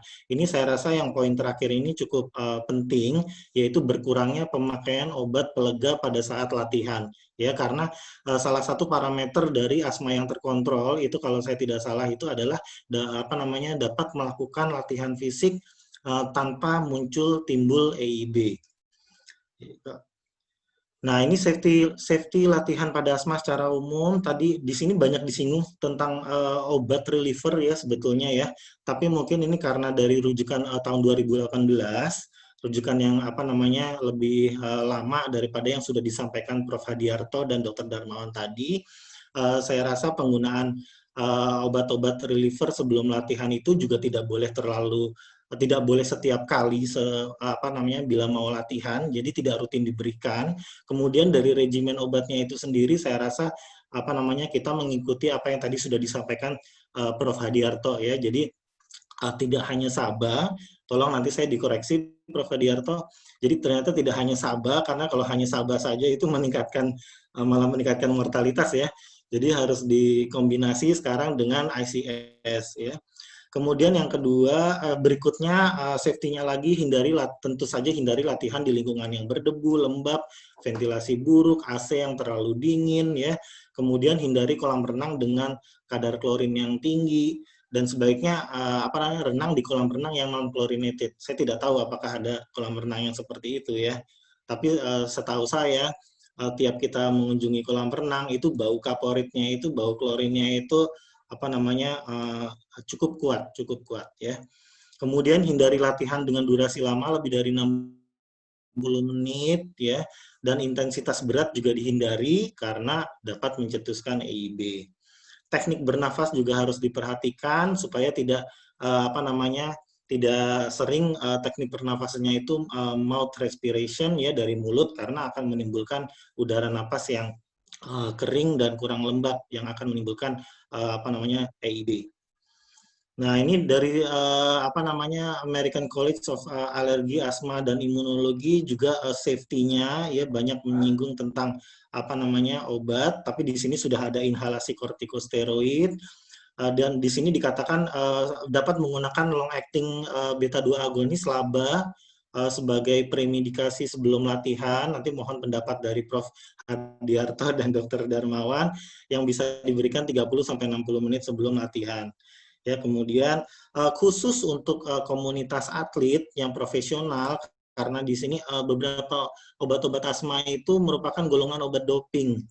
Ya, jadi harus ada therapeutic use exemption-nya dulu. Jadi harus dideklar dulu ke panitianya ya, supaya nanti kalau pemeriksaan doping itu tidak terkena aturan doping ya. Jadi harus dideklar dulu dengan therapeutic use exemption ya, karena seperti kita ketahui beberapa atlet terkenal dunia pun itu adalah pengidap asma, tapi tetap bisa meraih medali emas, memecahkan rekor. Nah, ini pencegahan IB, saya lanjutkan. Nah, sekarang yang terakhir, bagaimana latihan fisik pada pandemi COVID? Apakah aman gitu ya? Nah, ini data COVID, saya belum update lagi ini, saya 15 Juli kemarin saya buat 80.000, saya kira sekarang udah lebih dari 80.000 ya, dengan grafik yang terus meningkat. Jadi kondisi COVID kita sekarang ini adalah masih tergolong rate yang tinggi. Dan di sini dari ada publikasi yang menyatakan bahwa asma itu adalah salah satu faktor risiko untuk infeksi COVID yang berat. Jadi kita harus berhati-hati. Nah, bagaimana anjurannya dari mereka itu? Ini saya highlight ya, stay home as much as possible. Jadi kalau keluar rumah, kalau nggak penting-penting sekali, nggak keadaan darurat, lebih baik di rumah saja. Kemudian juga hindari lokasi keramaian gitu ya. Nah, ini kemudian latihan fisik sendiri itu disarankan selain untuk apa namanya tadi meningkatkan kualitas hidup pengidap asma, dia juga di sini dapat digunakan untuk relief stres ya. Mungkin kita orang-orang ini karena harus PSBB, harus atau di negara lain ada lockdown, kemudian terkena sindrom apa kompartemen sindrom apa namanya cabin syndrome ya, cabin syndrome di mana stres berada di rumah, maka dengan melakukan latihan fisik itu bisa mengurangi stresnya. Nah, kemudian bagaimana latihan fisik di rumah? Tentu sesuai dengan anjuran-anjuran dari berbagai ahli tadi, paling aman dari resiko paparan infeksi COVID itu adalah latihan di rumah saja. Ya, bagaimana dengan kolam renang? Saya paham bahwa kolam renang ini adalah favorit untuk anak-anak, ya. Dan memang renang di beberapa kepustakaan itu juga apa namanya disebut sebagai latihan yang salah satu latihan yang terbaik untuk asma gitu ya. Karena kalau kita berenang itu maka udara pernafasan yang kita itu lebih banyak mengandung uap air sehingga mengurangi apa namanya resiko tercetusnya EIB. Namun hati-hati tadi yang klorin yang saya sampaikan tadi, perhatikan kadar klorinnya agar jangan sampai klorinnya itu menimbulkan EIB. Nah, namun apabila mau latihan di outdoor karena sudah tidak tahan di rumah gitu ya, mungkin latihan di taman atau di pantai yang pas jam yang tidak ramai. Ya, jadi tidak banyak asap polusi, tidak ramai banyak orang gitu ya. Kemudian tetap wajib jaga jarak dan memakai masker. Jadi protokol kesehatan itu wajib dilakukan apabila kita meninggalkan rumah dengan alasan apapun. Ya, jadi protokol kesehatan itu wajib. Di sini saya mencontohkan, misalnya latihan 3 kali seminggu, ya latihan di tamannya itu hanya sekali seminggu aja. Kalau latihannya 5 kali seminggu, maka di tamannya 1-2 kali aja gitu ya. Jadi jangan latihan 5 kali seminggu, 5-5-nya itu di taman, maunya di jalanan gitu ya, malah meningkatkan risiko terpapar. Nah, ini tren latihan fisik. Satu lagi nih, mungkin bisa diadakan latihan online ya. Jadi bersama teman-temannya, bersama grup senamnya ya. Jadi latihannya secara live ya. Layaknya seperti kita mengadakan meeting online. Itu akan lebih apa namanya? Lebih bermanfaat dan mencegah terjadinya kebosanan ya. Dan mungkin juga akan apa namanya mengobati kekangenan ya dengan teman-teman latihannya gitu ya. Nah, ini latihan di rumah saja. Ini sesuai dengan panduan Kementerian Kesehatan juga kalau ada penyandang penyakit tidak menular itu lebih banyak dianjurkan di rumah saja.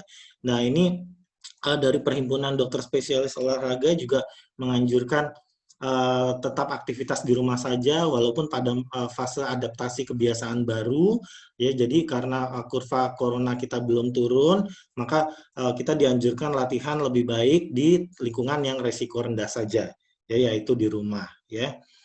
Nah, kemudian tetap pakai masker ya supaya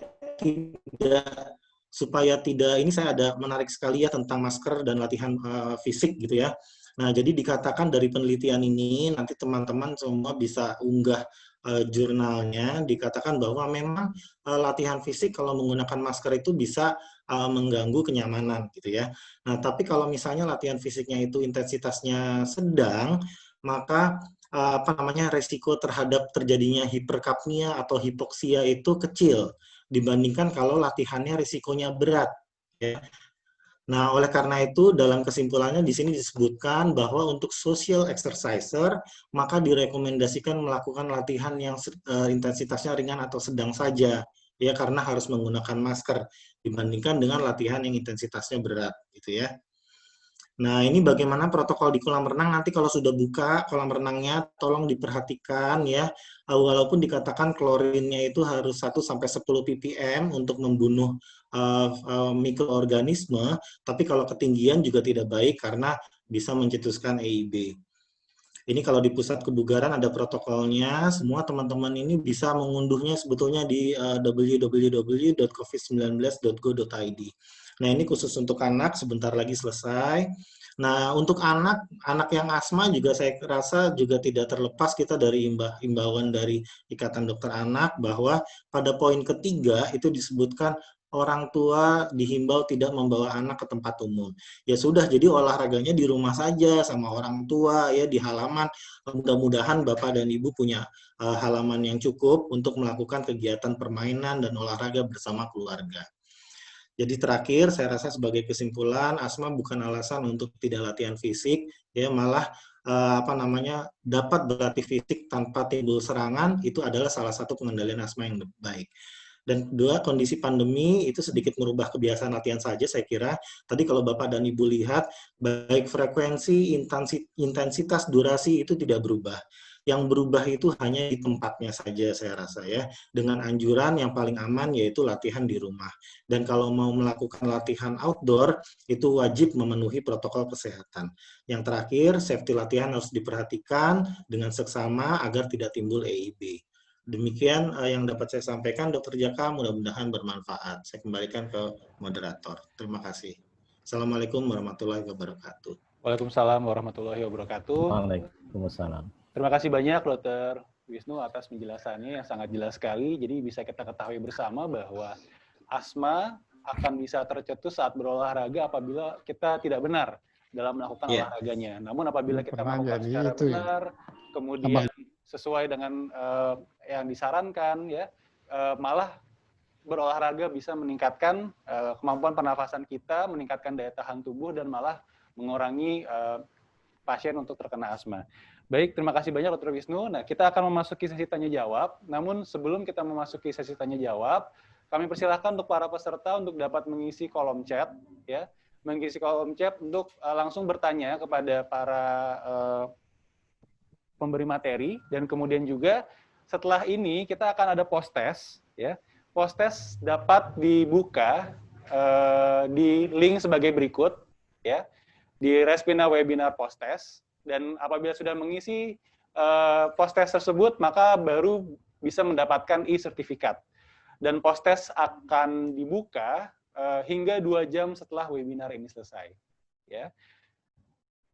Baik, kita langsung memasuki sesi tanya-jawab. Saya kembali dengan Dr. Sofi. Ya, terima kasih Dr. Jaka.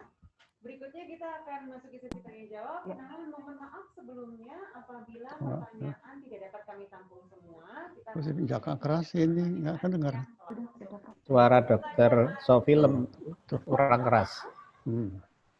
Pertanyaan pertama dari... Iya, enggak, saya sama dengan Dr. Darmawan. Ya, suara kurang jelas ya, Prof, ya? Ya, suara kurang jelas ya. Ya, baik. Pertanyaan pertama dari Nah, Dr. udah jelas. Indah Puspita Ningsih. Selamat siang, izin bertanya kepada Prof. Hadi.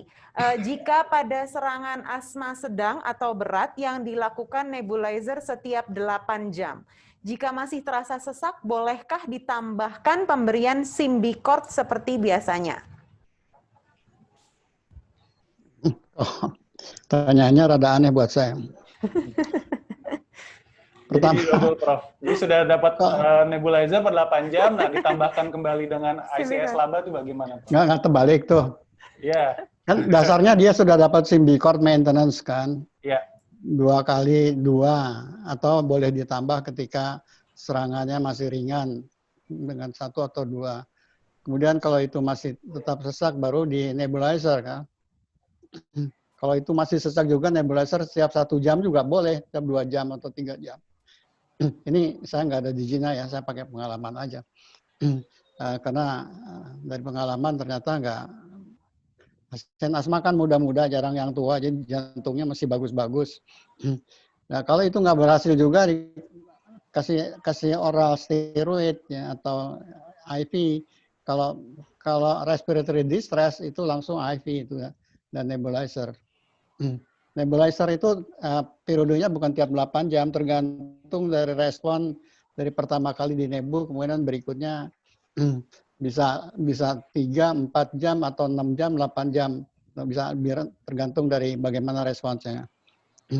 Terus kalau mau lebih itu lebih hemat, misalnya pakai aja Symbicort-nya lagi. Jadi pakainya 2 kali, misalnya sehari menjadi 3 kali sehari. Tapi ini nggak ada di guidelines ya. Ini saya ngarang-ngarang aja. Tapi selalu umumnya berhasil kok. Yo, yang lain. Artinya nggak ada komorbid yang lain ya, infeksi virus apa, influ atau gastro GERD ya. Masih ada.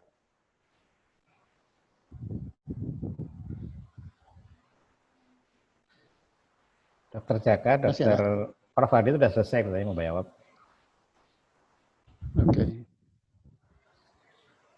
Jaka.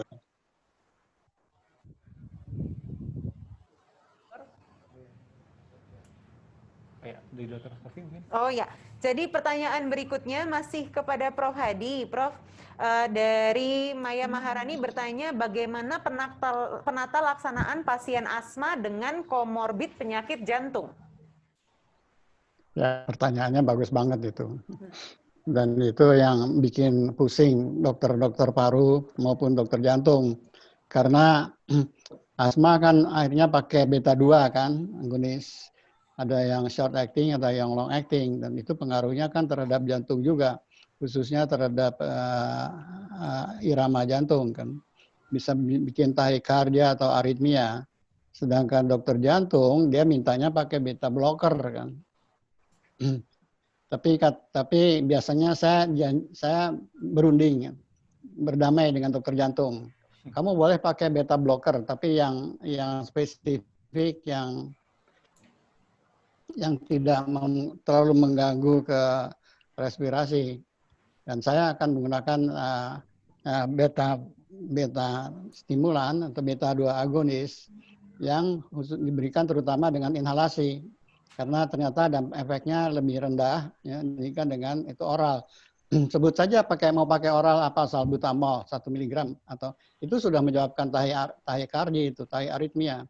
Tapi kalau inhalasi kan cuma 200 mikro kan. Itu lebih kecil. Jadi memang atau pakai inhaler biasa seperti turbohaler atau dishaler itu tetap lebih kecil kan itunya. Dan selalu dipantau ininya heart rate ya. Nadinya, kalau nadinya tidak meningkat, artinya nggak sampai berpengaruh terhadap denyut jantung. Begitu juga, ini kan di Indonesia nih aminofilin masih disenengin tuh, lain dengan di negara barat. Ya. Kalau dengar guidelines di Eropa, Amerika nggak ada tuh cerita tentang aminofilin, kecuali pada kasus-kasus yang sangat parah. Tapi di kita kan sebentar-sebentar maunya pakai aminofilin karena murah. Tapi ada penelitian dari Dr. Arifin Awas itu dengan aminofilin ternyata tidak terlalu berpengaruh pada kardiovaskuler, dan penelitian itu juga ada di beberapa negara Asia. Rupanya orang Asia itu lebih tahan terhadap aminofilin dibanding agonis. Saya nggak tahu kalau di anak gimana, kayaknya tahan juga tuh Dharma. Iya, di anak kami masih sering pakai aminofilin drip, biasanya nggak ada masalah, Prof. Pada serangan-serangan asma yang berat. Ya, jadi ya. Jadi kalau pada serangan asma berat begitu. Ya, silakan. Ya, jadi Prof akan tetap, kesimpulannya berarti tetap memakai beta blocker dari untuk jantungnya dan beta 2 agonisnya dalam bentuk inhalasi berarti ya, Prof ya? Ya, Prof Hadi. Ya. Pertanyaan berikutnya. Baik, terima kasih Prof Hadi atas penjelasannya. Kita akan masuk ke pertanyaan berikutnya kepada Dr. Darmawan. Apakah jelas suara saya, Dokter? Ya. Jelas. Ya, pertanyaannya seperti ini, Dok. Bagaimana pada penderita asma anak yang sering kambuh, kemudian diberikan pemberian obat antihistamin, Dokter? Apakah masih disarankan saat ini pemberian antihistamin untuk anak? Dan kemudian bila kita memberikan obat pengontrol, sebaiknya berapa lama pada pasien anak? Silakan, Dokter. Baik, terima kasih Dr. Jaka. Pertanyaan pertama tentang antihistamin. Antihistamin ini tentu harus ada indikasinya kenapa diberikan. Misalnya pada pasien-pasien asma yang disertai rinitis alergi, tentu perlu pemberian antihistamin. Tetapi yang dianjurkan adalah antihistamin yang generasi baru ya, bukan generasi lama clotrimazole, karena antihistamin generasi pertama itu mempunyai efek atropine-like effect yang membuat sekresi menjadi kering. Nah, itu bisa menjadi perangsang bronkokonstriksi juga ya. Jadi kalau memang diperlukan, diindikasikan penggunaan antihistamin, gunakan antihistamin generasi baru ya. Kamu nggak dengar ya? Seperti cetirizine, desloratadine, seperti itu ya. Lalu pertanyaannya berapa lama diberikan? Nah ini tidak bisa direncanakan berapa lama. Ini akan tergantung dari derajat kendali yang berhasil kita capai. Jadi kalau seorang pasien anak asma sudah sampai kali-kali derajat kroniknya intermittent, itu inhalasi bisa intermittent juga, pemberian inhalasi steroidnya pada saat timbul gejala atau serangannya, beserta dengan beta agonisnya. Tetapi bila sudah tahapnya persisten, mulai yang ringan, maka perlu obat pengendali. Nah, istilah kami pengendali adalah digunakan terus-menerus. Nah, karena ini inflamasinya kronik, maka perbaikan inflamasi kronik dengan obat-obat pengendali juga perlu waktu yang cukup lama ya. Jadi, untuk mengevaluasi apakah pengendali yang kita berikan sudah bisa berdampak, itu perlu waktu 6-8 pekan untuk menilainya. Baru kita bisa menilai, menyatakan bahwa obat ini bisa bekerja. Jadi itu untuk menilai pertamanya. Kalau kemudian sudah terkendali, kemudian dan berhasil dipertahankan selama 8-12 pekan, baru kita bisa punya rencana untuk menurunkan ya. Jika belum terkendali sepenuhnya, jika sudah terkendali minimal 8-12 pekan, bisa dicoba diturunkan dosisnya, kombinasinya. Tetapi bila masih belum terkendali, muncul lagi gejalanya, maka diteruskan obat pengendalinya. Jadi pemberian obat pengendali ini bisa jangka panjang, berbulan bahkan mungkin bertahun. Jadi tidak pakai target diberikan 3 bulan gitu misalnya, tapi sesuai dengan derajat kendali yang berhasil dicapai oleh pasiennya. Demikian Dr. Jaka. Ya, terima kasih Dr. Darmawan. Jadi jelas pemberian antihistamin tidak pada semua pasien asma, namun nih, dengar rinitis alergi dan pemberian antihistamin ini juga yang paling terbaru ya, golongan cetirizine ya, dokter ya. Dan ya, pemberian waktu itu juga bagaimana kondisi pasien, jadi tidak bisa kita pukul rata semuanya. Kemudian ada pertanyaan berikutnya dokter dari Erik Ari Cawanta menanyakan saat kita memberikan nebulizer, nah apakah kita menambahkan NaCl atau apakah hanya obat nebul saja? Dan mungkin saya juga tambahkan dokter, pada pasien anak dengan salesma misal dokter batuk pilek gitu ya, apakah memang perlu kita lakukan nebulizer pada pasien-pasien tersebut? Ya baik, terima kasih. Jadi pada saat kita melakukan nebulisasi, itu ada beberapa hal yang perlu kita perhatikan. Salah satunya adalah yang disebut dengan istilah fill volume, volume isi. Ini adalah volume cairan yang perlu dimasukkan ke dalam labu nebulizer. Ya. Nah ini harus dipenuhi sesuai dengan spesifikasi dari pabrik pembuatnya. Rata-rata itu antara 4 sampai 6 ml. Ya, atau kalau tengah-tengahnya sekitar 5 ml. Nah, kalau obat nebulisasi yang kita berikan sudah mencapai volume isi ini, dari pabriknya sudah mencapai volume isi, maka tidak perlu ditambahkan NaCl. Tetapi kalau volume obatnya di bawah volume isi yang disyaratkan oleh si pembuatnya, maka perlu ditambahkan NaCl. Dan saya perlu tekankan di sini bahwa pemberian NaCl, penambahan NaCl ini bukan untuk mengencerkan. Ini ada yang keliru pemahaman nih. Tidak perlu diencerkan. Memang tidak perlu diencerkan. Jadi penambahan NaCl adalah untuk memenuhi fill volume yang disyaratkan oleh pabrik pembuat nebulizernya agar proses kerja nebulizernya bisa optimal ya. Ada produk yang sekarang dari awal dirancang memang sudah terpenuhi fill volume yaitu 4 ml, maka tidak perlu ditambahkan NaCl. Tapi ada yang volume obatnya sendiri hanya setengah mililiter. Nah, jadi kalau kita setengah mililiter hanya masukkan obatnya nanti tidak bisa bekerja, baru dinyalakan obatnya udah habis, belum sempat terhirup ya. Jadi sekali lagi penambahan NaCl tidak digunakan redaksi mengencerkan, bukan. Penambahan NaCl adalah untuk memenuhi fill volume yang diperlukan oleh alat tersebut. Lalu berikutnya, apakah pada pasien selesma perlu diberikan nebulisasi? Kalau untuk selesmanya sendiri sama sekali tidak, ya, karena selesma itu kan keluhan utamanya di nasal, di upper respiratory tract, ya. Dan obat nebulisasi, terapi aerosol, alat nebulizer dan alat inhalasi yang lain dirancang untuk menghasilkan partikel yang kecil, yang disebut sebagai aerosol, dengan ukuran 5 mikron. Yang itu yang tujuannya adalah bisa mencapai saluran respiratori bawah. Dan itu tidak akan singgah di daerah nasal. Jadi cuma numpang lewat saja. Kalau benar-benar hanya pasien selesma tanpa ada asmanya, tidak ada manfaatnya dilakukan nebulisasi pada pasien dengan common cold atau selesma. Lain halnya, misalnya itu memang pasien asma yang kemudian terkena selesma dan selesmanya ini menjadi pencetus asmanya, maka perlu nebulisasi untuk asmanya, bukan untuk selesmanya sendiri. Nah, itu jadi jangan dirancukan ya, kalau pasien bukan asma terkena selesma, ya tidak perlu dilakukan nebulisasi. Yang perlu adalah nasal spray dengan NaCl fisiologis saja. Oke, baik. Terima kasih Dr. Darmawan. Pertanyaan berikutnya untuk Dr. Wisnu. Dari Dr. Risma Pasaribu menanyakan untuk melakukan latihan fisik bagi penderita asma, hal-hal apa saja yang perlu diperhatikan sebelum memulai latihan fisik tersebut? Contohnya misalkan pemanasan dan sebagainya. Silakan, Dokter.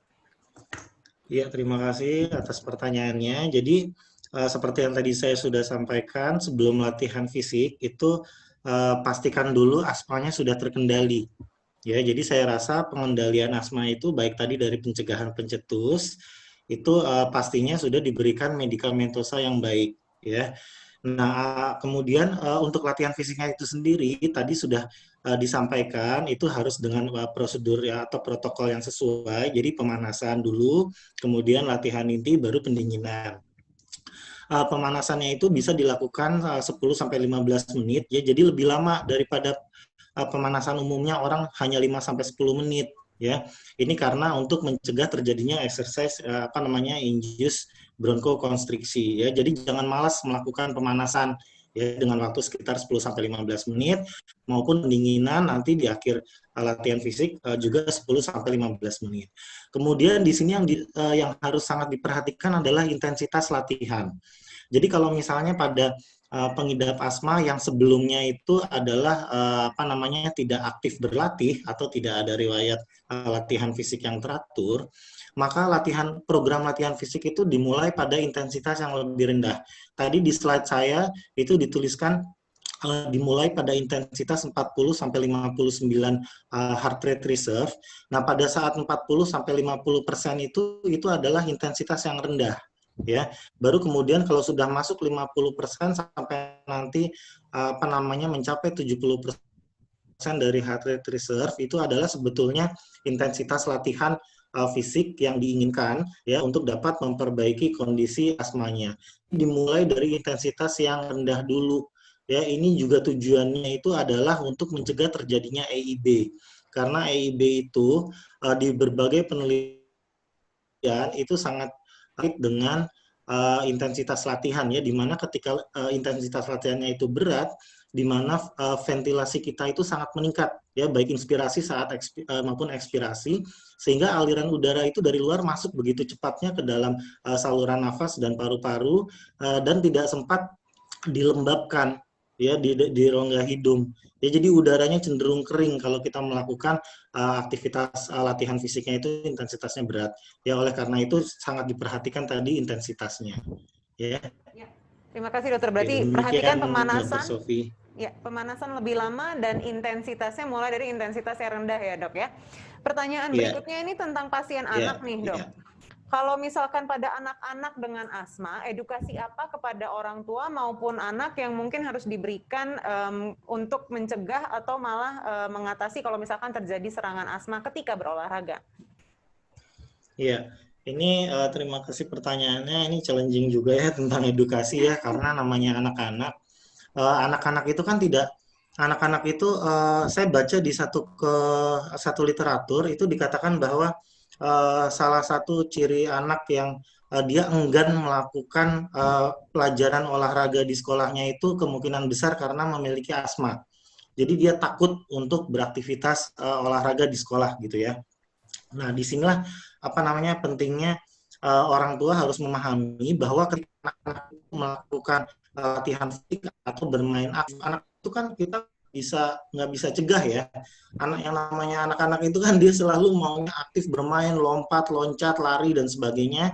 Yang kalau kita tahu kegiatan lari, lompat, loncat itu merupakan sebetulnya kegiatan dengan intensitas yang tinggi, intensitas yang berat ya, sehingga dapat meningkatkan EIB gitu ya. Nah, ini di sini pentingnya kita mengedukasi orang tua, saya rasa ya, bahwa kalau anak itu sedang bermain itu maka harus didampingi dan harus disiapkan obat inhaler. Andai kata terjadi EIB, maka olahraganya langsung stop dan kemudian anak langsung diberikan obat reliever. Kemudian yang kedua, harus bicara dengan gurunya di sekolah gitu ya. Jadi bahwa anak ini memiliki kondisi asma yang mungkin sedang di dalam pengobatan untuk dapat mengendalikan gitu ya. Karena kalau misalnya tidak disampaikan informasi ini ke pihak sekolah, maka si anak itu nanti dianggap tidak disiplin, nggak mau ikut pelajaran, sehingga diberi hukuman. Nanti diberi hukumannya ya bentuknya disuruh push up, disuruh sit up, itu aktivitas intensitas berat juga malah gitu ya. Jadi serba salah gitu ya. Nah, jadi harus diperhatikan itu pemahaman orang tua yang baik ya. Kemudian menyiapkan obat-obat emergency, reliever gitu ya. Dan termasuk edukasi apabila saat olahraga timbul serangan, sekali dikasih obat inhaler tidak baik, 15 menit kemudian saya rasa boleh diberi lagi ya Dokter Darmawan ya. Nah, kalau tidak hilang juga ya berarti mungkin harus dibawa ke unit gawat darurat untuk mendapat perawatan lebih lanjut. Saya rasa demikian. Ya, mungkin Dr. Darmawan atau Prof. Fadiarto bisa membantu menambahkan soal edukasi. Silakan Dr. Darmawan, ada tambahan Dokter? Ya, jadi kalau memang pasiennya asma dan sudah punya obat-obatan pengendali, bisa diberikan seperti mau operasi, ada premedikasi ya sebelum olahraga biar tidak timbul exercise induce asmanya tadi. Ya. Ya baik, terima kasih Dr. Darmawan. Ada selain tentu tadi yang pemanasan dan lain-lainnya. Ya. Baik, pertanyaan berikutnya satu pertanyaan untuk Prof. Hadiarto. Prof, di era COVID-19 ini, bagaimana, apakah aman memberikan inhalasi kortikosteroid pada era pandemi yang kita ketahui bahwa kortikosteroid itu bisa menurunkan daya tahan tubuh. Nah, apakah pemberian topikal pun juga bisa mempengaruhi daya tahan tubuh pada pasien-pasien asma? Kemudian pertanyaan berikutnya untuk Dr. Darmawan, sama di era pandemi ini, dokter, bagaimana pemberian nebulisasi pada pasien anak di era pandemi ini? Apakah tetap dianjurkan atau memang kita kurangi menggunakan MDI dengan spacer? Baik, mungkin Prof. Hadi dulu yang pertama, silakan Prof.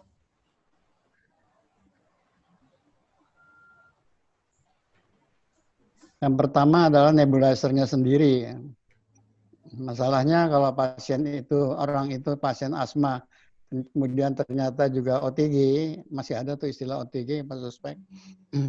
Jadi ada kemungkinan virusnya akan menyebar ya, dengan droplet-droplet yang keluar dari nebulizernya.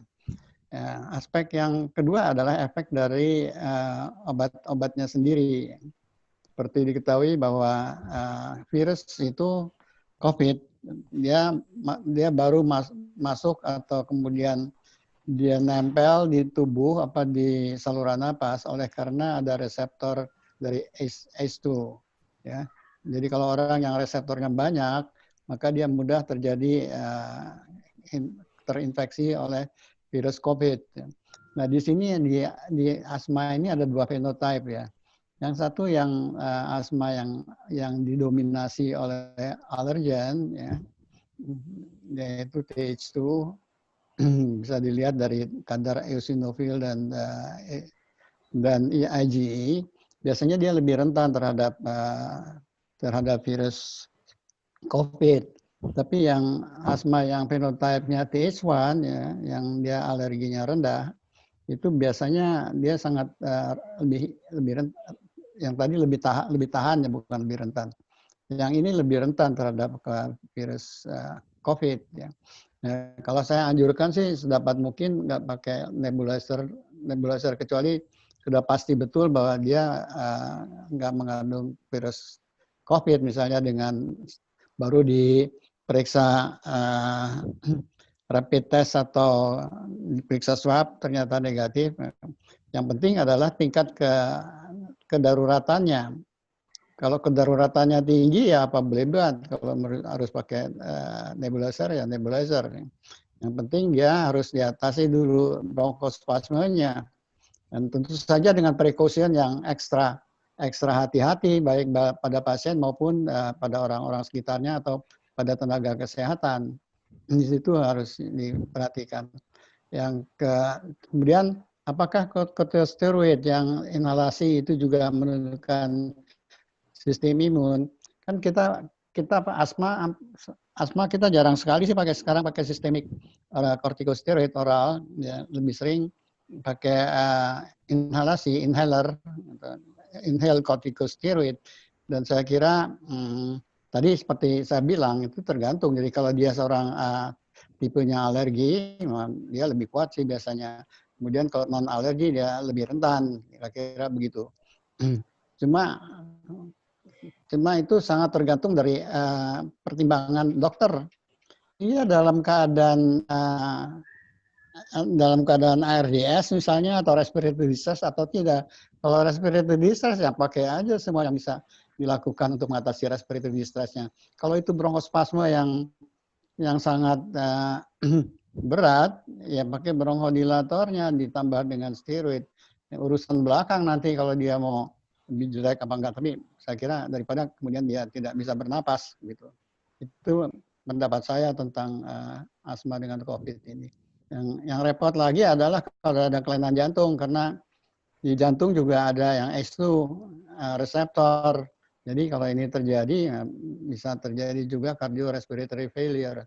Itu yang harus hati-hati. Itu saja. Gimana Dr. Darmawan, ada tanggapan, Dokter? Ya, baik. Jadi di GINA terbaru 2020 itu ada bab tambahan khusus tentang COVID-19 dan asma. Nah, jadi ada edisi terbaru ini ada khusus pesannya. Pesan pertama adalah hindari penggunaan spirometri. Lalu untuk aerosol generating procedure termasuk nebulisasi, ikuti panduan kontrol infeksi secara ketat ya. Jadi tapi tetap harus obat-obat asma digunakan. Hindari nebulisasi terutama di lingkungan rumah sakit ini karena punya risiko meningkatkan penyebaran kepada pasien lain dan healthcare profesional. Nah, kalau pada home nebulizer sebenarnya risikonya lebih kecil. Jadi sebenarnya nebulizer itu memang aerosol generating procedure, tetapi aerosol yang dibangkitkan adalah aerosol yang berasal dari obatnya. Sedangkan ada aerosol generating procedure yang berasal dari saluran napas pasien, misalnya tindakan intubasi, bronkoskopi, nah itu jelas-jelas berpotensi menularkan kalau pasiennya memang ada COVID-nya, karena kita kan tahu ada yang asimptomatik atau OTG itu, walaupun tidak ada gejala ternyata iya. Jadi kalau di fasilitas rumah sakit, memang kelihatannya sebaiknya dihindari penggunaan nebulizer karena kita tidak tahu persis ya orangnya itu apakah pasien COVID atau tidak, siapa tahu dia OTG. Tapi kalau untuk home nebulizer bisa tetap dianjurkan karena kan di lingkungan sendiri. Untuk lebih amannya lagi pada saat home nebulizer dilakukan, itu lakukanlah di ruang terbuka, misalnya lakukan di teras atau di halaman sehingga ketika terjadi aerosol yang kemudian keluar, termasuk aerosol dari alatnya dan mungkin juga bercampur dengan ekshalasi dari saluran napas pasien, itu kemudian akan terdilusi di udara luar sehingga tidak akan berpotensi. Jadi, home nebulizer tetap bisa dilakukan, akan lebih baik kalau dilakukan di tempat terbuka atau ventilasinya bagus, atau kalau bisa di halaman juga boleh. Gitu, Dokter. Ya. Jaka, tambah dari saya. Terima kasih Dr. Darmawan. Baik, kita memasuki pertanyaan terakhir. Pertanyaan terakhir ditujukan untuk Prof. Hadiarto. Pertanyaan terakhir seperti ini, Prof. Untuk Prof. Hadiarto, apakah benar hari ini berulang tahun, Prof?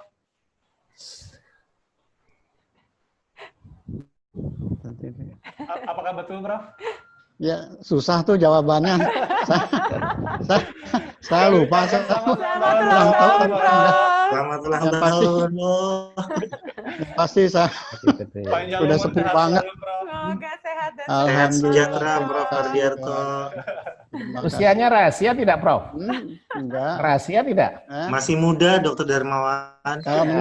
Menurut WHO katanya baru menjelang tua. Anula, menjelang usia tua. Remaja tua, remaja tua ya, Prof. Dan Dokter Sofi juga baru saja berulang tahun. Selamat Dokter Sofi. Waduh, selamat. Terima kasih. Bintangnya sama dong, Cancer. Iya, kita kayaknya sama zodiaknya, Prof. Iya. Terima kasih Sekali kami banyak. ucapkan selamat ulang tahun Ulang tahun, Profesor dan Prof. Dokter Sofi. Semoga Terima sehat kasih, selalu, tentunya. sukses selalu. Terima kasih. Kita Baik, sampai di penghujung acara. Sekali lagi kami mengucapkan terima kasih kepada para pembicara, Profesor Dr. Hadiarto Mangunegoro, Spesialis Paru Konsultan, Dr. Darmawan Budi Setianto, Spesialis Anak Konsultan, dan Dr. Rahmat Wisnu Hidayat, Spesialis Kedokteran Olahraga, atas ilmu yang telah diberikan pada hari ini. Sangat menarik dan jelas sekali apa yang telah disampaikan kepada kami. Terima kasih juga kepada para teman-teman sejawat yang sudah setia mengikuti webinar ini sampai selesai. Mudah-mudahan ilmu yang kita dapat dalam webinar kali ini bermanfaat untuk kita semua dalam praktek sehari-hari. Terima kasih juga saya sampaikan kepada Ikatan Dokter Indonesia dan AstraZeneca atas kerjasamanya sehingga acara ini dapat berjalan dengan baik. Dan teman sejawat yang kami hormati, mengingatkan sebelum kami tutup acara ini, kami ingin mengingatkan untuk dapat mengikuti post-test sebagai syarat mendapatkan sertifikat untuk dapat mengklik link di kolom over, yaitu titik yang berwarna merah. Bisa diklik dan itu untuk melakukan post-test yang bisa dilakukan hingga 2 jam setelah acara ini berakhir. Baiklah teman sejawat yang berbahagia, karena keterbatasan waktu, kami tutup acara webinar kita pada sore hari ini. Sampai jumpa di acara webinar Respina selanjutnya. Sekali lagi terima kasih banyak, mohon maaf atas segala kekurangan. Wabillahi taufiq wal hidayah. Wassalamualaikum warahmatullahi wabarakatuh. Selamat sore, sampai bertemu kembali. Sampai bertemu kembali. Waalaikumsalam Waalaikumsalam warahmatullahi wabarakatuh. Terima kasih. Alhamdulillah.